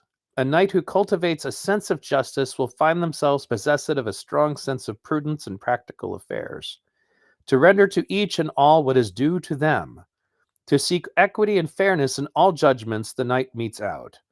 A knight known to be possessed of a sense of justice will be admired and loved by those whom they serve and protect, for they will be confident that they will be treated fairly, and they will be feared by the wicked, for they will know you are their bane. The sub-virtues of justice are puissance, lawfulness, and integrity. Puissance is a French word. I'm hopefully saying it right. A great tool of justice is puissance, or skill at arms, for rarely do the wicked volunteer to meet justice. For this reason, a knight must hone their skills so that when called upon to undo those deserving, they are not found wanting. As the last line of defense against tyranny is the duel, a knight must be a vessel for justice to reach this plane, and only through puissance can this be ensured. Basically, this is a virtue in that you're trying to be sure to develop yourself and your ability to protect yourself and your family and those you care for. And that's why I'm armed. That's why I own guns. I'm unfortunately physically incapable of doing martial arts anymore, but did them a lot when I was younger. You should kind of just understand that, just like it says here, as the wicked are, rarely volunteer to meet justice. So you got to be able to mete it out. So it's a virtue to seek to be able to have the power to protect people who deserve to be protected. Lawfulness. Law is an instrument of justice. A knight must seek to be competent in matters of the law, and must also seek to ensure that all laws are just. It is a knight's duty as an instrument of justice to counsel their lord if a law may cause the kingdom to fall to tyranny. A knight who embraces this sub-virtue will be embraced by the people they protect. Tyrants will think twice about their schemes in the presence of such a knight. Integrity. Integrity in matters of justice is essential. Although laws are an important guide to achieving justice, they are often written by mortals, and as such are not in of themselves infallible. It is for this reason a knight must pursue justice to seek equity and recompense for those who have been wronged. And by equity, I don't mean the woke version. If the lord of a given land has fallen to tyranny, his subjects may be forced to steal to feed their families. Slaughtering the desperate in such a matter would not be an act of justice. It is through integrity that we understand that justice goes beyond merely enforcing the law. The pillar of justice is opposed by the deadly vice of tyranny. Tyranny. Tyranny is the vice that could emerge from any of the vices, and in fact can sometimes bring many of them together. It is tyranny that all knights must oppose, not only in others, but in their own deeds or thoughts. It is a knight's duty to protect their lord from tyranny, from conquering enemies, or from within their lord. Meaning, rather to say, let me read that better. It is a knight's duty to protect their lord from tyranny, from conquering enemies, meaning the tyranny of others, or from within their lord. A knight must be ever vigilant lest tyranny take hold. A knight or lord who is gluttonous and leaves others to starve is a tyrant. A knight or a lord who falls to lust and kills someone to pursue their lover is a tyrant. A knight or a lord who takes property from others who have little so that they may have more than they need is a tyrant. A knight or a lord who falls to sloth and sits back lazily while those in their charge are victimized by tyrants is themselves a tyrant. A knight or a lord who falls to wrath and strikes another down in rage over petty issues is a tyrant. A knight or a lord who falls to avarice and betrays a friend to take something theirs they themselves covet is a tyrant. And any knight or lord who wages war for the sake of their own pride is also a tyrant. Tyranny is the abuse of power granted in the pursuit of any other vice, and it must be opposed. Power can only exist to uphold justice, or that power should itself be destroyed. So yeah, I wrote all that. I hope you guys liked it. You know, I had just kind of thought about it, and I want to expand on it and maybe modernize it. Obviously that all kind of sounds like Bible verses and stuff, and it's because I was writing it to try to make it sound like something a character for that time period would say, right? And you guys can find this on my Fans of V Radio Facebook group. I put the whole text up there, and buy up, and give me some feedback. What did you guys said you liked it? What is it that you liked about it? Give me some interactive feedback, that thing I love so much here on V Radio. So tell me why, Rapunzel. What is it that you enjoyed about it? Same thing with the other people who said they dug it. DW3, all in moderation, all things. It works for almost everything. That's what Jeremy Carroll says. Yep. So give me some feedback, peeps. And by peeps, of course, I mean that you are all color sugar coated chickens. King Brandon says, it's kind of overwhelming. If you were to live up to all of these ideals, you would basically be Jesus. Yeah, it is. But no human can really stick to it all the time.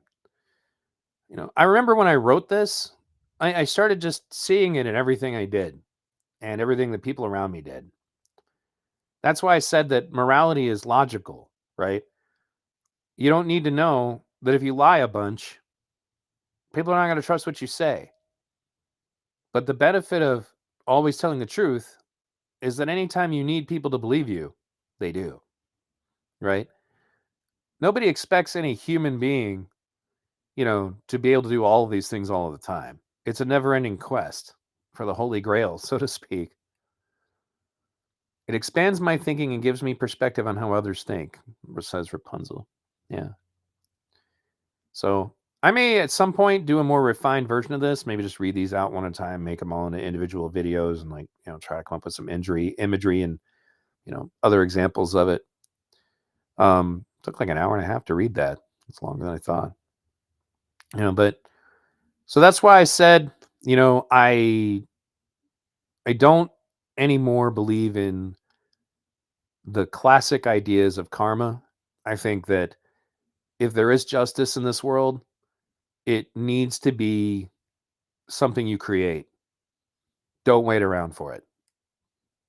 It's not going to happen. Don't expect some cosmic justice. You got to do that yourself. DW3 says, I like that it is a shining hill example of what a man could be. And yeah, what King Brandon said. I agree. And that's like when you're trying to portray a paladin, so to speak, when you're playing these games, it's a constant struggle. You're basically like Superman. You're trying to be super moral all the time. And that's actually like the challenge of it, really. There are a lot of people who go to those games and reenactments and try to play evil characters because, it's something, it's like an escape for them or whatever. For me, it was more challenging to try to play an actually good person, especially surrounded by evil people. you know, um, so I'm glad that you guys enjoyed this. Again, I want to say that I'm sorry that I haven't done more content lately. It's one of the reasons why I did this. A lot of bad things have happened to me recently. I had, somebody pass away. It's very close to my family. I have all kinds of health problems. My kids have all kinds of health problems. And that was one of the things that kind of was troublesome to me, was that, just the realization, for example, that my son, for example, had a lot of problems at his previous school, and all the kids that caused those problems for him, I mean, they were cruel, like just straight up evil, right? And he's kind of black-pilled about it. He's like, good guys don't win. That's nonsense, right? And why should he think otherwise? Because some of these kids, for example, on the wrestling team, they were giving him trouble. They're all going on to wrestle like major colleges, and what do I say to him? He's not wrong, right? You know, and that's why I said you could get real doomer about this, and it could make you want to give up, or you could realize that that means that all goodness that you do find is caused by people, not by magical energies, or entities or gods or deities. All goodness is created by people, and therefore you should revere goodness more, not less. you know Um, DW3 says the writing was classy but also layman. I enjoyed listening with your sidebars, hence the long playtime. I know you aren't a believer yet, but we'll be praying for you and yours. Yeah, it's fine. I've always said, Rapunzel says, I've always said no good deed goes unpunished. Yeah, that is definitely a thing. And so when I went over all this stuff, it was just because, like I said, I had to create a circumstance in which it made some kind of sense to be able to create like a religion that's not a religion, because literally the rules of our organization don't allow us to actually call on anything truly divine. So I had to take like, you know, Catholicism, Knights Templar kind of virtues and vices, and just make them into a practical philosophy that just makes sense because it makes sense, you know. And I hope that you guys took something from it. I hope that, it helps you maybe think about life a little differently. I'm going to do my best, like I said, to make a more refined version. I am still thinking about writing a book called The Atheist Knight.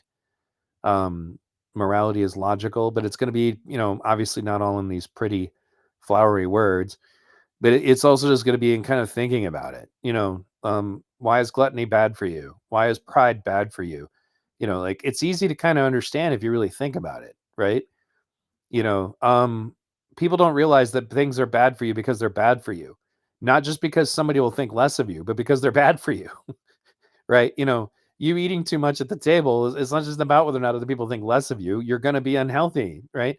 You not doing enough exercise, it's not just going to be about what other people think of you, you know, for you being lazy. You're going to be unhealthy.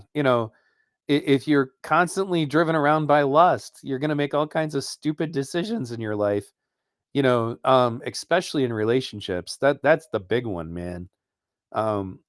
People are driven by that. I've been listening to a lot of different YouTubers lately. So one of them is Pearl. I don't know if you guys ever listen to Pearl. She's a redheaded girl, and she brings on all these people. Just different. Usually talks about relationships, and she's controversial. I'm still kind of evaluating when I think about her, but she brought up the fact that there's this huge problem right now that women have been taught to believe that their value is like, way higher. And I'm not saying women are not valuable. I want to be clear.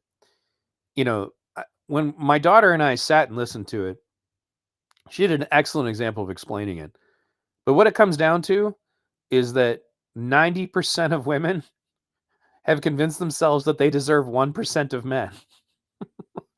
And so as a result, 90% of women are alone, you know, it made perfect sense when she said that. But that's an example of like lust just being so important to you, and greed. They all think that they deserve a millionaire who's got a six pack, and it doesn't matter if they're 40 pounds overweight. They think they deserve that too. And don't get me wrong, men do this too. It just so happens that Pearl was talking about it. So, um, King Brandon says people think pride is the deadliest sin. I think it's sloth. If you have no motivation, you cannot fight against any sin. Right. Well, and as far as deadliest, you kind of come to realize eventually that they all kind of play together. Like there was a moment in Excalibur uh, where Arthur asks Merlin, um, what is like the greatest of the virtues? And he initially says, well, you have to kind of think of them as components, all brought together, like to forge a greater sword or something. And then Arthur wasn't satisfied with that. He was like, basically that, like, no crazy answers. Just give me just give me a simple answer. And he goes, oh, well, there would have to be truth.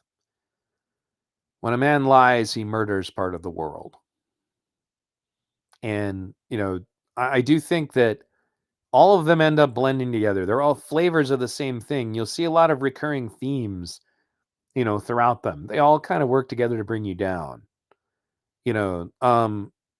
And I just kind of came to realize that if you think very hard about it and you start to realize how detrimental these various sins are, you don't want to do them anymore. And it isn't just because of fear of some divine retribution. It's these things are not good for you, right? It's just that simple. They're not good for you. And it's like saying to yourself, well, I'm really cold, so let me douse myself in gasoline and light myself on fire. I felt better for a few seconds, and then I started burning, you know. But anyway, one of the reasons that I don't make content when I'm too depressed or too distracted is that um I can't give you the kind of quality that you guys have come to expect and that you deserve if I'm not in the right place in my mind. King Brandon says, fear of the divine retribution is a powerful motivator. It's the reason why an atheist would do well to wish the world was Christian. It's funny that you say that, because I moved my family into a very conservative neighborhood, ironically, to protect them from wokeness. And as you guys know, I'm kind of a left-leaning dude, so and then I find myself constantly defending the rights of Christians, despite the fact that I'm not Christian. Um, and I agree with what you're saying, King Brandon. One of the things I said during my interview with Lynn Wood, back when he was still the lawyer for Kyle Rittenhouse, was that I felt that one of the missing cogs in the machine of American capitalism was Christianity. And that a lot of the wealthy capitalists had put down the Bible and picked up Ayn Rand instead. And Ayn Rand teaches you that selfishness is literally a virtue and that altruism is literally immoral. So if that becomes the conscience of the super wealthy, it's not just a matter of whether or not it's moral or good or whatever. It destroys capitalism itself. Capitalism cannot function if the people at the tippy top, are too greedy. That's kind of what happened. I mean, I did a video about that you guys can watch where it was literally addressed to conservatives and it was about that topic. But my main point is, like, as I said to Lynn, I said, there was a time in this country when nobody would have thought to lay off a percentage of their workforce just in time for Christmas to maximize profits. Like, you wouldn't even think of doing such a thing, right? But now that's just normal, right? I used to work for a Myers, and I was working in the Meyer gas station actually, and they sent out a corporate thing firing everyone under 90 days because it was anybody who couldn't, who had not been working long enough to claim unemployment, and it was to maximize holiday profits. So somewhere, somehow, there was someone who came to the decision that they would just destroy Christmas for a percentage of their workforce. There was a time when nobody would ever think to do something like that, or at least less people would think to do something like that. I mean, greed's always been a problem. It's just, you know, um, with no church, of any kind, I don't think that you have to have a belief in something supernatural to be a good person, but the alternatives that we've picked up. So, for example, Ayn Rand, um, at one point, Anton LaVey, the author of the Satanic Bible, stated that Ayn Rand's philosophy is where he got the foundation for the Satanic Bible. You know, um, and to to comment on what Rapunzel said, it does feel good to help others when you expect nothing in return. That's true. And what ends up happening is that those others will tend to help you later, and you don't realize it at the time, but it comes back to things that you did. King Brandon says there's a simple 8-minute animation titled The Philosophy of Liberty that defined my moral philosophy when I was in middle school. Before then, I really never had anything to believe in. Is it like a cartoon? Not really a cartoon. It had like the people in it were all like, they remind me of the people on road signs. I think I might know what you mean. Makes you think of what might have happened if some communists had come and got to you first. And I get what you're saying. I kind of tend to believe that neither unbridled communism or unbridled capitalism is really, yeah, I know what you mean. Yeah, King Brandon, I saw that during my time with the Ron Paul movement because that was circulating everywhere because libertarians saw an opportunity to recruit. because of Ron Paul. But anyway, one of the problems that we have is that both capitalism and communism, if taken to a dark direction, seem to mystically end up in the same situation, which is that a very small group of people is having the best lifestyle doing the least amount of work. That's just as true as it is in capitalism as it is in communism. I think I would say that the only part of capitalism that's a little more insidious to me in some cases, well, I can't really even say that, because most of the communists are convinced, well, eventually we'll get rid of our dictators and there'll be this beautiful utopia. But the capitalist part of that is when you get told, well, if you work hard enough, you can be Jeff Bezos. Like, that everything that happened to Jeff Bezos was just organic and all based entirely upon his effort and had nothing to do with any other aspects of his life. I tend to think that we really need to find um, uh, a balance of the two. Like when we talk about what's going on in countries like Denmark, there's just a different um, social contract between people. But I don't even be willing to put it on. Let me go find that video you're talking about. 1 second. We are now pausing for station identification. You're listening to V Radio. If this is your first time checking out V Radio, be sure to check out my archives here on YouTube, BitChute. And also, you can listen to me in podcast format on Spotify. Not to mention, I'm on Odyssey and Rumble. Make sure you check me out at hy.page/vradio. You find it here. Let me see if I can find it. Yep, I found it. Yeah, we can watch this real quick. Just for King Brandon's sake. Put this on here. Okay. Well, I was going to go ahead and put it on, Rapunzel, if you want to watch it. So stick around. Let me see. So we'll do this and bring it on. Philosophy of Liberty. Put it on YouTube. Here we go. All right. Okay, here we go. I'll take this chat overlay away, and then I'll put me out of the way.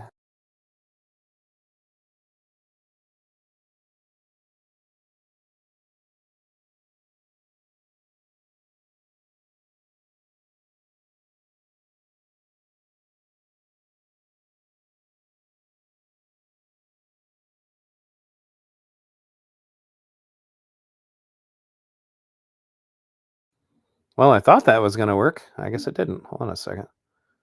Let me see if I can find it. Hold on. It was like a little 20-second thing. I don't know what the deal is. It says click to view. Well, I did that. Let me see. We'll Google it or whatever.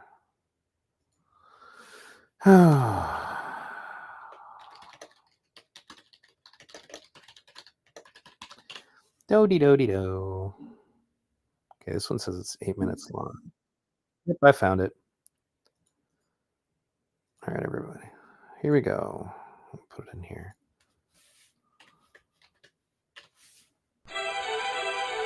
All right, hold on. Let me get everything set up so we can watch it in our viewing pleasure.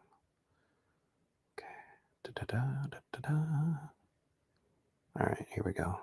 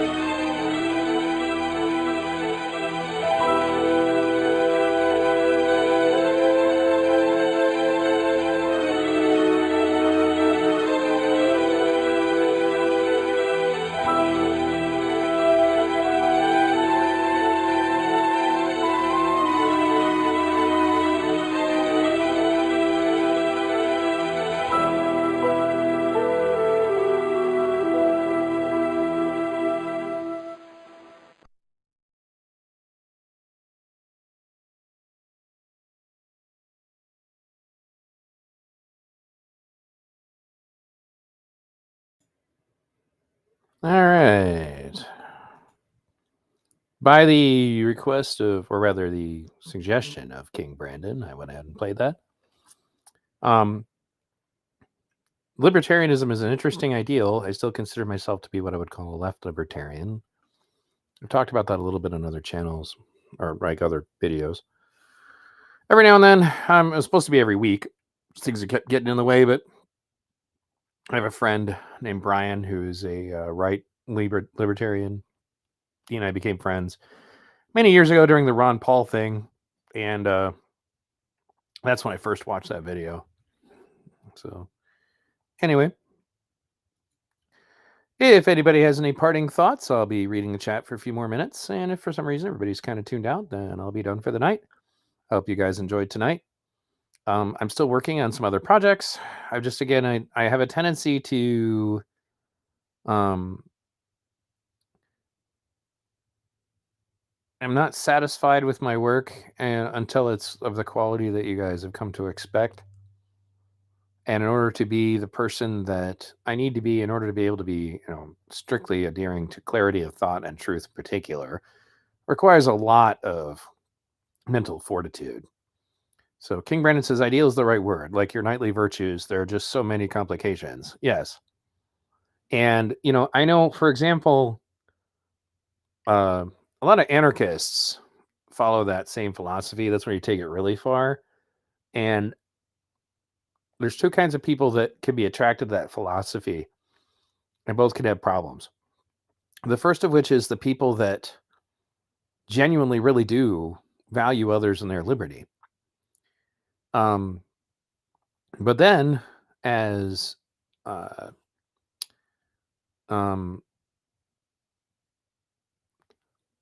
was it? It was Derek Jensen, who is a lifelong anarchist, pointed out that liberty and freedom movements can also attract an awful lot of people who are what he calls cluster B personalities. They're the kind of people you don't want to be your neighbor if you live in anarchism. My ex-wife, for example, was at one point during our marriage, she ended up going off to West Virginia to have an affair with the West Virginia chairman of the Libertarian Party, whom she met while we were at the Libertarian National Convention back in like 2008 in Colorado. And he had convinced her never to call the police under any circumstances, because you never want to ask anyone to initiate force on your behalf, et cetera, et cetera, et cetera. And he really pushed her to just be all about herself, really embrace that Ayn Rand philosophy. And so she left her family, including children, and me. She tried to take all of the money that we had put together through our roommates, because we were renting rooms to other people. She had not paid the utility bills for months and just didn't tell us. Anyway, she ran off to be with this guy, to party all the time and escape her responsibilities. And he did a really good job of brainwashing her to hate all cops and to hate all authority. And then the other shoe dropped. And then she found out why he hated cops so much when he beat her bloody and made her drink his urine, when he was just basically a vile person. And what she just came to figure out at that point was the real reason this guy hated authority was because he didn't want anybody to get in his way when he chose to hurt people. And if you're not careful, liberty movements can be infested with those kinds of people. They don't just want freedom. They want, their freedom does not just include doing whatever they want. It includes them being allowed to do whatever they want to anyone else. King Brandon says, I think the primary issue with libertarianism is that if someone is not given the opportunity and better their situation through just means, then it's difficult to argue against violence on their part. Right. And that's where the problems can go. Like, I have a friend who's an anarcho-capitalist. I guess you could say Brian probably is too, but I had him on my show. His name's Spike Cohen. He was the vice presidential candidate for the Libertarian Party last time around. And he's a great guy. If we were in an anarchist society and I lived near him, I think I'd be fine, right? And the problem is that when, it kind of comes down to, if you're an anarcho-capitalist, then you essentially kind of believe that the market can solve everything. And you just let the market take over everything. The problem is that it's all kind of predicated on the idea that we're not going to have any kind of government to protect us. And we can all just hire our own private security forces to take over the positions of the police and the military. And that somehow, for the first time in the centuries of mankind, the people with more money and therefore the larger military will not exploit anyone else because of a concept called the non-aggression principle. So the notion is we'll just get the entire society to accept the non-aggression principle, and that alone will protect everyone. And that can be really tough. I mean, plutocrats, meaning people who want to rule by wealth, have been kind of the core of every evil that has ever been done in the name of capitalism. King Brandon says, what I say is that if you put someone in the situation where they either commit crimes or die, then your system breaks down. Right, exactly. Exactly. In addition to the fact that I think that communism had its hundreds of thousands or millions of people who died, capitalism has them too. It's just that a powerful capitalist country will externalize that to other places. So we do have millions who starve. They starve in other countries, usually that were exploited by the corrupt capitalists in our country. Just as, communists conquering other countries and murdering other people. It's the same problem, essentially.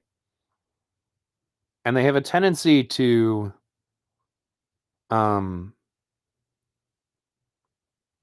not really, people get caught up in it and they tend to not think about the big picture of it.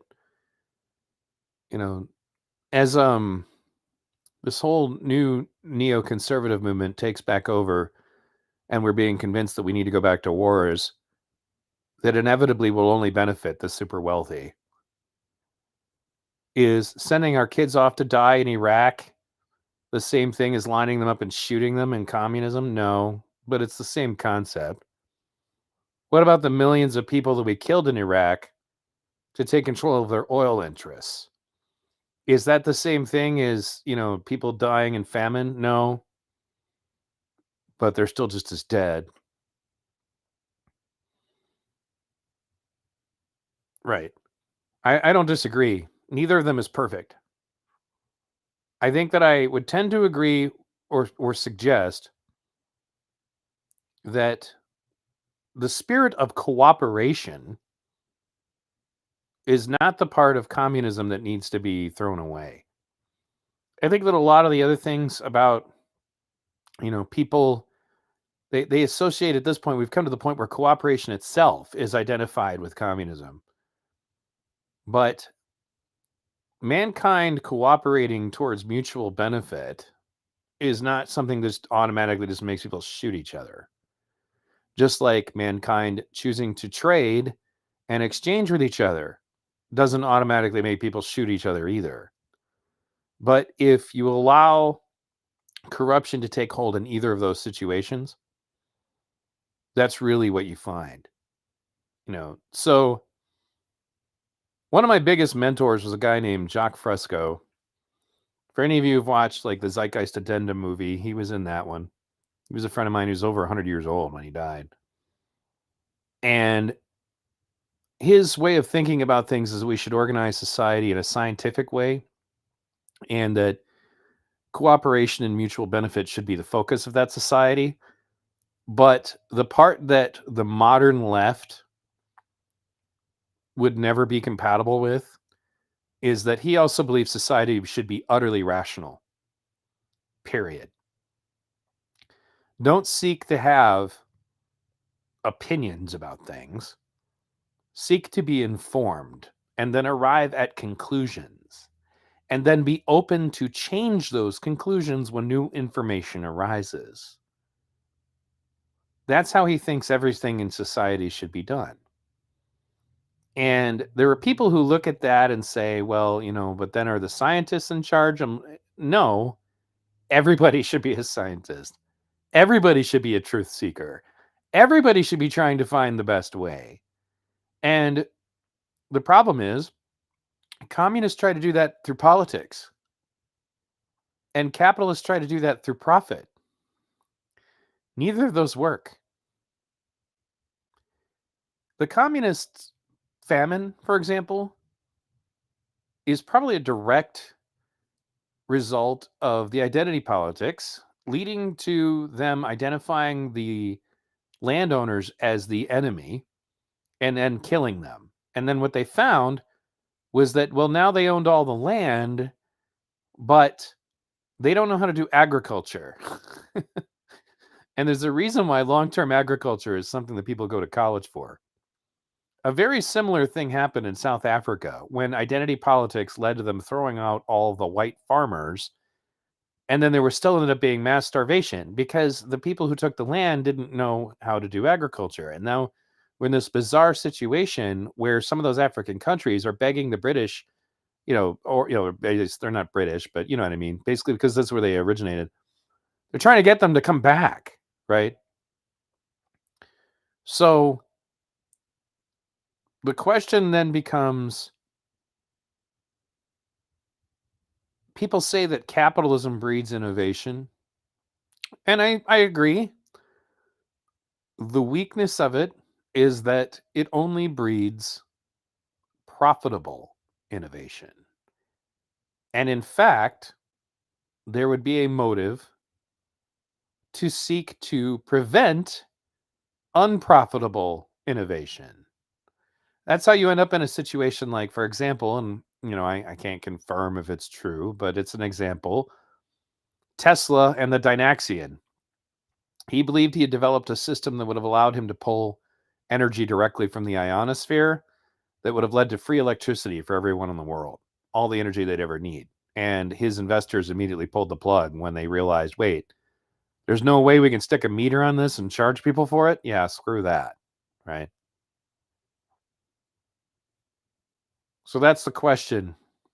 I don't think that either system alone, as far as communism or capitalism, is the way. I think that we have to have a different set of values. And I think it begins with an embrace of the rational and the logical, and those being the governing ways that we go about doing things. That has to be done. Society itself has to be raised in such a way to cultivate rational and logical thinking and everything. We need to be compelled to research, to seek the truth of things, and then the truth of things being the authority. Only that. And as soon as you find out something isn't true and can prove it, then the rules change with that. That's what I think is the ideal evolution for mankind. I still believe that. I don't agree with everything Fresco says nowadays, but it's important that I do think, however, and this is actually what brought me into conflict with a lot of my audience, because the vast majority of my audience for a long time there were all people who watched the Zeitgeist films and were followers of the Venus Project under Jacques Fresco. And they all became woke. And the thing is that Jacques Fresco was very against identity politics. He was very against specific group grievance activism. He would say that there are no black problems, no women problems. He's like, there's people problems. And I asked him when I met him, I was like, so why do you not advocate for feminism or racist act? No, it is Freudian slipped. Racial based activism. And he said, well, it's not that I don't think that we shouldn't have racial equality or that women should be treated as inferiors or anything. He said that what I have found is that inevitably people who tend to only advocate for one group, they'll start off with the best of intentions, or so they think, in trying to get justice for that group. But inevitably, eventually, they find themselves unable to stop themselves, and they start to eventually seek for advantage, not for equality for that group. And that's how you end up with feminists, for example, basically not saying anything about the family court system being completely in favor of women, right? And so many of them seem to want to be able to retain all the benefits that women enjoyed under patriarchy or chivalry, while at the same time getting all the freedoms. That's an example. And then going so far as to hate men outright and be bigoted against them, And that's why he said, when you really look at the truth of it, the majority of those kinds of problems are usually things that'll go away if you can get rid of everybody's needs, not being fulfilled. And I agree with that. I think that one of the things, like a guy named Cypher was in my Discord for a long time, and he would constantly say that crime is only caused by poverty. And I remember arguing with Adam Friended about that too. I don't think that crime is only caused by poverty, but I do think that poverty has perhaps a symbiotic relationship with poverty. You're going to find it more, but at the same time, the reason why there's so much more crime in the ghetto as opposed to the white trash ghettos of the Appalachia or the southern trailer parks is cultural. That there's a culture to the ghetto that venerates crime, right? If we were to cure all of the money ills or like needs were fulfilled to the people in the inner city ghettos, it wouldn't be enough. Some activism would have to be done to actually change the values of the people who live there. Because a lot of the violence that is there, like they always try to frame it as like, Actual Justice Warrior talks about that all the time. We frame it as the Aladdin stealing bread to feed their families, and that's all nonsense. And I agree, that's nonsense. There's not very many hungry people. We have a welfare state. So, people have food stamps. People are not stealing big screen TVs from Target during Black Lives Matter raids or riots because they're hungry and trying to feed their families. That's horseshit. They're doing it because they want a flat screen TV, right? So, with that said, I was going to say, in Appalachia and in the white trash ghettos, it just happens that culture of venerating crime isn't there. If anything, they're still trying to have some kind of semblance of Christian morality, which is why you end up with these weird, the conservatives who vote Republican who are super poor. Like, no matter how much the Republicans don't care for them or ever really help them, they're still utterly devoted to them, right? So King Brandon says needs is the key word here. The issue facing America is that luxury has become a pseudo need to many people. They think they should be able to do anything and live a luxurious life. Yes, and that isn't even possible for everyone. I don't know if you've ever watched it, King Brandon, but there's a series. It's really long. It was by Adam Curtis. It's a BBC documentary series called The Century of Self.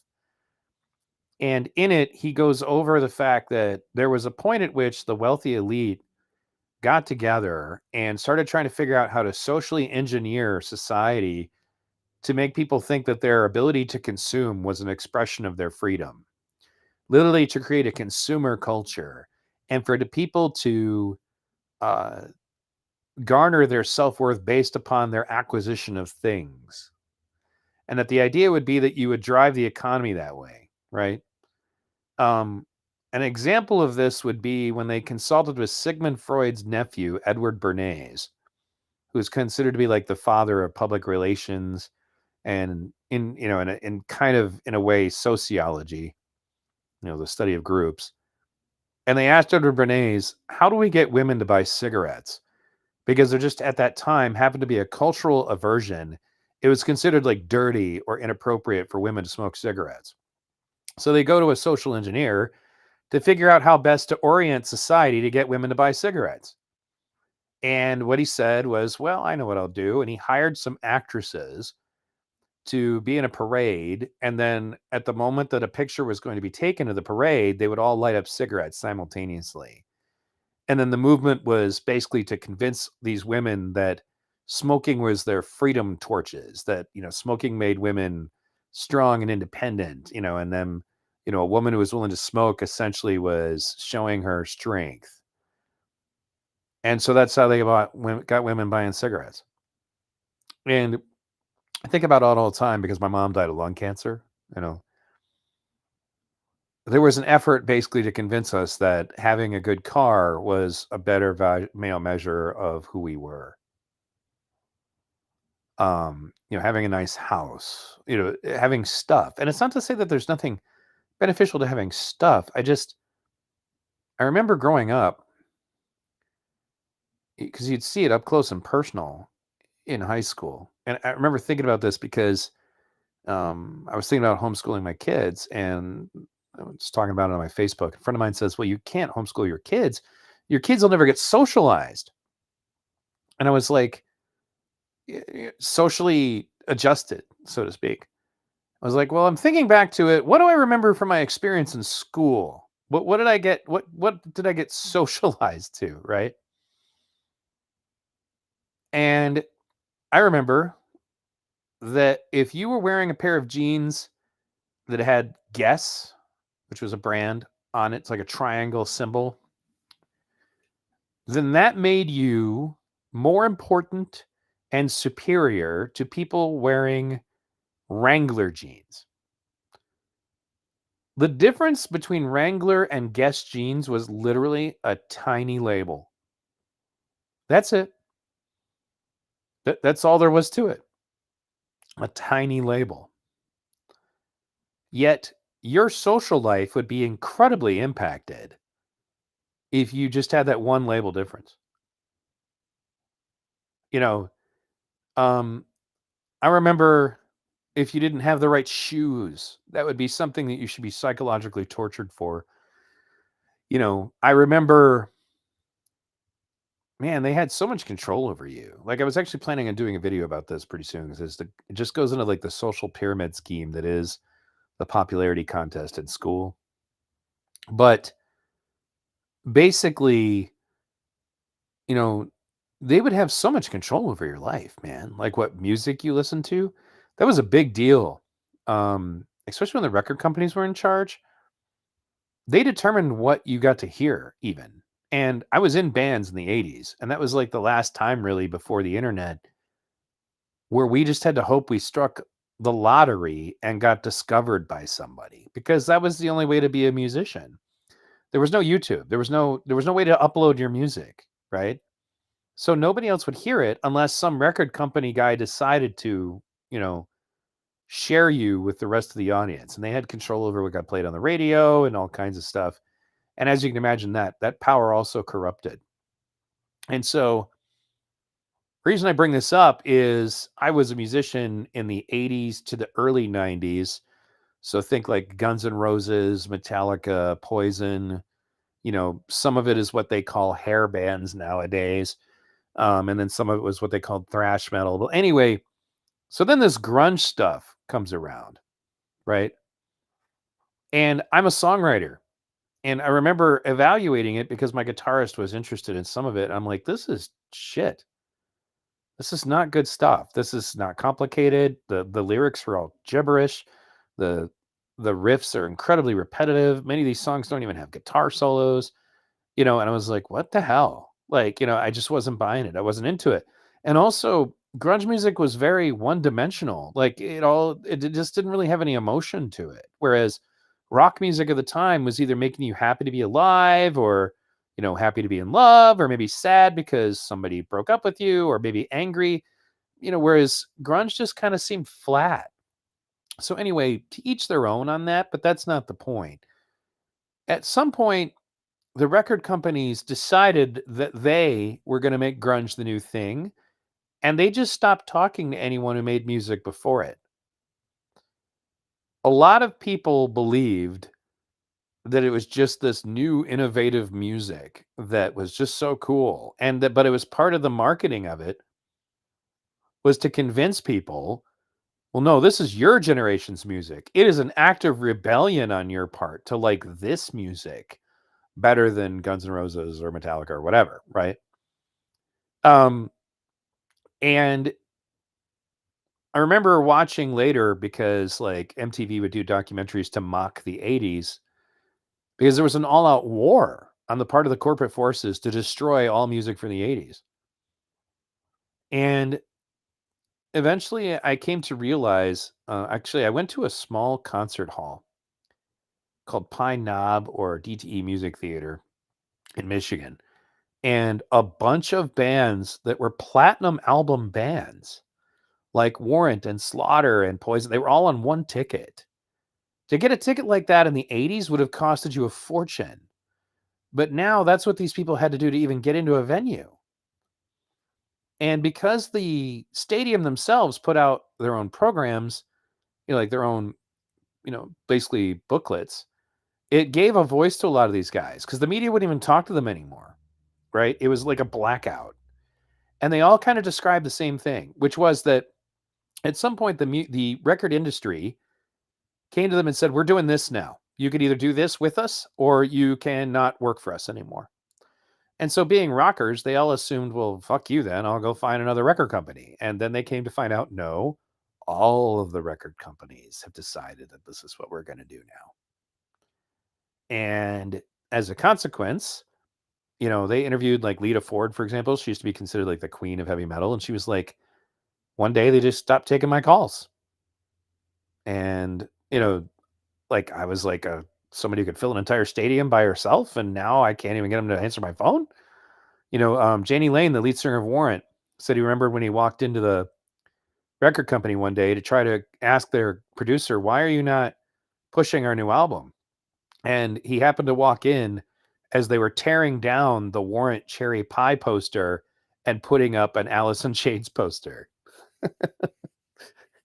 So, and you bring up rap music, Kaiwan, and that's actually an interesting point because that was another part of my awakening on this, was that rap musicians had an extremely short shelf life, really short. And it occurred to me that that's really in the benefit of the record company because your first record deal always sucks, right? It's always terrible. And if you become popular, you can come back to the bargaining table and demand more money. They don't like that. So they like to flush the toilet every so often because they don't like to have a lot of Ozzy Osbournes, for example, who can come back and say, no, this is what you're paying me. Like there's no question, right? The in the early days, especially when a record company is deciding whether or not they're going to take you, um, you're their slaves. You're going to do whatever they say. You're going to dress however they want. You're going to do whatever they want. So kind of a big tangent, but it comes back to what I was saying earlier about the century of self. Everything was monetized and we were engineered. And that was the reason why I was bringing it up, is like there was a massive effort. And I remember what it was like going to school at the time. You know, and it went from like I was a fan of Guns N' Roses, and it went from being the band that all the popular girls were obsessing over to being the one that if you got caught listening to, then they would literally psychologically torture you for it. They'd bully you for it. And I remember thinking to myself, because I'm not a sellout, so fuck those people. I like Guns N' Roses. How many of these people that were hammering on fans of Guns N' Roses probably had an Appetite for Destruction cassette somewhere in their closet, right? So, and as King Brandon points up, with the advent of the internet, everyone splits off into their own niches. And I agree with that because my son is a musician now, and his musical tastes are so obscure. And I don't have a problem with it. I'd like him to explore whatever he wants, but like he ended up into like modern punk, which nobody's been listening to for like 10 years. And so I'm like kind of thinking to myself, like, what the hell is he going to do? Like, if he writes this music and forms a band, who's going to listen to it? Right. Um, and it's strange how it works because the other funny thing is that some of the current kids of this generation, because I listen to a lot of music on YouTube because it's free, right? You'll go into the comments section for many of a lot of the music from the 80s that I used to love, and you'll see I'm 15 years old and I wish this was the music that was going on right now. This is really great music, right? That was the thing that bothered me the most about grunge is it felt like a deformity. Before grunge, when I was listening to 80s rock, people who listened to 80s rock still listened to 70s rock and still listened to 60s rock and even still listen to 50s rock. I owned Chuck Berry albums. I owned Pink Floyd albums. I owned Jefferson Airplane albums. As an 80s rocker, all of those things felt like a progression and related, whereas grunge did not. Grunge felt like this, like I said, like a deformity, you know. Um, and I couldn't follow it. It didn't stick to me. And if anything, it felt kind of dry. But they convinced kids that this is you. You need to like this. It's so rebellious. And that was the thing that bothered me the most about it because I'm a singer. So I would try to read the lyrics of like say Smells Like Teen Spirit, which sounds like an angry, rebellious song. It's just fucking gibberish. It's gibberish. He's not saying anything. Like whereas opposed to like Megadeth, military intelligence, two words combined that can't make sense. Like from Hangar 18. Like those are good lyrics, right? Metallica made a lot of good lyrics. Stuff like that. Lyrics that had meaning, lyrics that told stories. That was like about Warrant.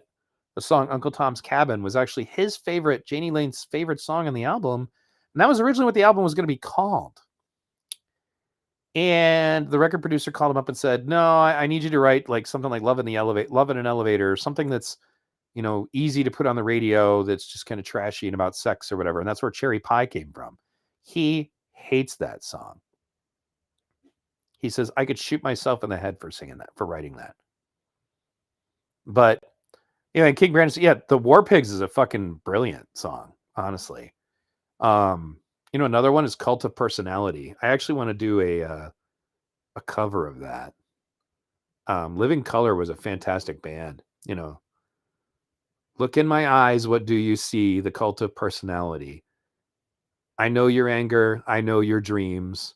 I'll tell you 1 and 1 makes 3. I'm the Cult of Personality. Neon lights, Nobel Prize. When a mirror speaks, the reflection lies. You don't have to follow me. It's just, that song is brilliant, right? Living Color was a fantastic band. And the record companies tried to make them do hip hop because they were black. It's just another example, and they didn't get pushed very hard because they were black. That's why Anthrax took them on tour. As if rock and roll belongs only to white people, which is bullshit, right? Rock and roll belongs just as much to Chuck Berry as it does to Jerry Lee Lewis, just as much to, Jim Morrison as it does to Jimi Hendrix, right? But, Rapunzel says, "I get it, V. When grunge got popular, I went along with it for a while, but when I started exploring music from other countries and in other genres, yeah. Um, a lot of my friends went to young country, and I listened to country when I was a kid. And I can't say that I listen to all the young country, but there's some of them that I really like because again, good lyrics, meaningful songs, and songs that make you happy. Right? That's something grunge doesn't have. You know, but yeah, but the whole point about all of this is that this was all socially engineered. People wanted to make money, did that. That's why I said that capitalism and the profit motive on its own is not this automatic path to utopia. Just like any other motivation, it has to be very carefully watched. I think you see this more than ever when you're dealing with the medical industry. Because the chief reason why I was having all these problems, as far as like I'm not getting the treatment I need, is that my kids didn't get the treatment they needed, is that we're on Medicaid because we're poor, right? And there's actually studies that show that 25%, people on Medicaid generally experience what's called, insurance discrimination or whatever. They give us the most half-assed answers to our problems, and if there's anything that's going to be complicated, they just try to get us out of there.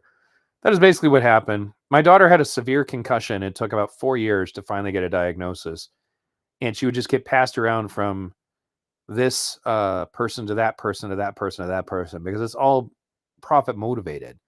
And then they made sure to string her along long enough to be sure that she couldn't ever, file for medical malpractice when they fucked her up from her concussion, right? Shit like that.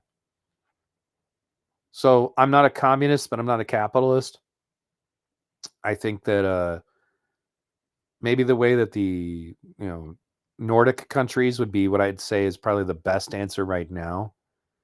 Um, and I know that that'll have complications of its own, but we have to kind of understand that we all live in a symbiotic relationship with each other.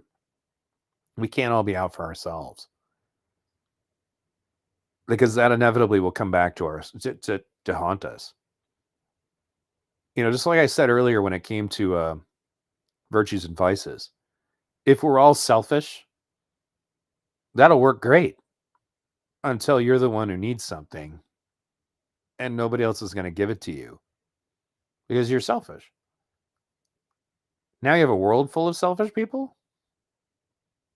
And you think about a world full of lustful people, for example. Well, that's how we end up with this ridiculous situation that we're in now that Pearl talks about on her channel, where all of our relationships are superficial. Hookup culture has replaced everything else. And so everybody's just, kind of feeling lonely. So anyway, guys, it's been about 2.5 hours. Hope you guys enjoyed this. Kaiwan says you're not really a Democrat. No, I'm not a Democrat at all. Because I voted for Bernie and donated to Bernie in 2016, 2020, I got text messages from the Democratic Party and they're asking me for money. And I said, I was in the Democratic Party for the following people: Bernie Sanders, Andrew Yang, and Tulsi Gabbard. What do all three of them have in common? They all left your party. Right now I'm leaning on RFK Jr. I'm not sure yet, but he seems very genuine. I don't agree with everything he says. We could really use some more genuine in this world. But to answer your question or your point, Kaiwan, what I would like to see, which is why I use this artwork for my show, is that we get rid of the fucking parties and are allowed to just be people. I'm literally sitting on under my bed is a pistol and a carbine. I'm completely on board with private ownership of firearms. I think is absolutely necessary for self-defense as well as for hunting, right? But I also believe that we do need to have some form of viable public option on healthcare. So where the hell do I fit? Where would somebody like me go? Right? Do I get forced to join the jackass tribe because I'm not good enough for the elephant tribe? Right? Well, here's the crazy thing. If you want to be part of the jackass tribe, then you need to follow all of the woke stuff to the letter, or they're going to kick you out and say you're in the elephant tribe, right? So the thing about the center is when I do the political compass test, I actually come up left libertarian. The problem is that the left, the modern left, has come to try to make wokeness this absolutely central thing that is not optional to participate in. And that's when it becomes like a religion because it has blasphemy, because it has heresy. Because even if you break any one of the 10 commandments of wokeness, you're a sinner. You're no longer one of them, right? Well, that's a religion. That's not a political feeling. That's not a political leaning. That's a religion. And it's coming around to bite them because people are finally getting sick of it. You know, I don't think it's going to last. The other thing that I'm planning on making a video about pretty soon is that I realized that somebody is socially engineering the left to inspire madness. Because there's so many parts of the woke left that are in opposition to each other. So, for example, we're back on this now, the super pro-Muslim thing. Don't want to be Islamophobic, right? That's what this whole obsession with, being pro-Palestine is. And then you end up with queers for Palestine somehow, right? Yet the people that are holding up queers for Palestine signs and the Antifa members that are queer that are attacking people, over it being violent, if they ever set foot in Palestine, would be killed, right? And I did a whole video about that. You guys come back and watch it, the Queers for Palestine video I did. Because ironically, Israel has way better gay rights, and there's actually pride parades in Israel. There's none in Palestine. In addition to that, hip hop music, or specifically the gangster rap part, is the most misogynistic kind of music there is.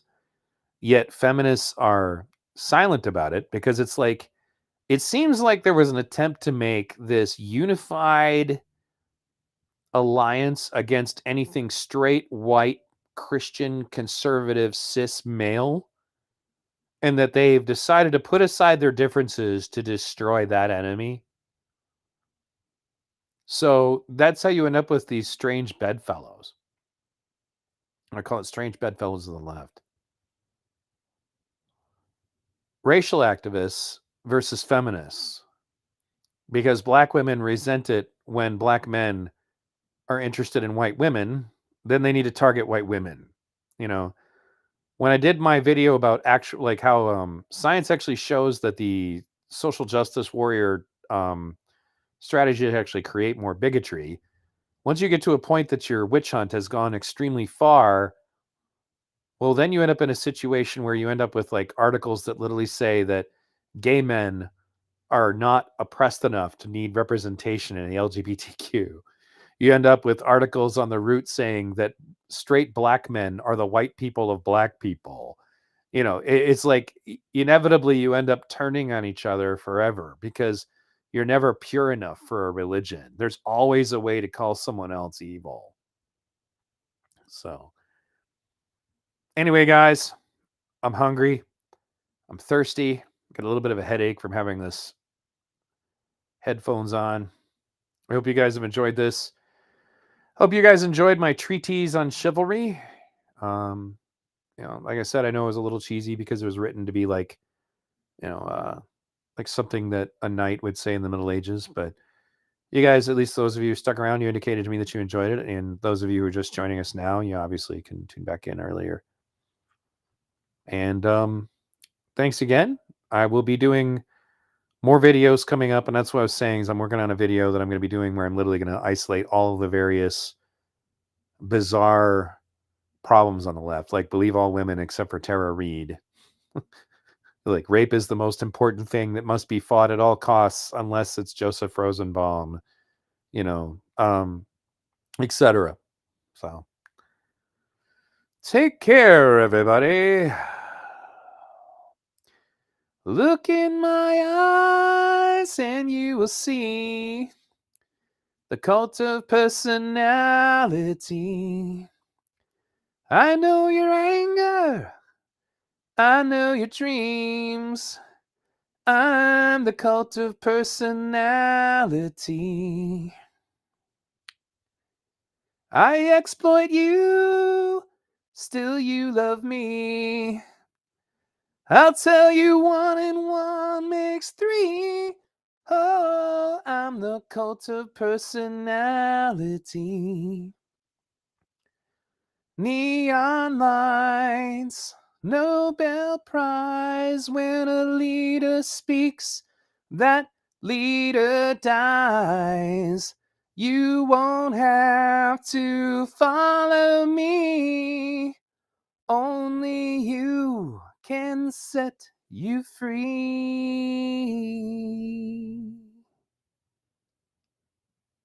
Come to V's Discord. Thanks, guys.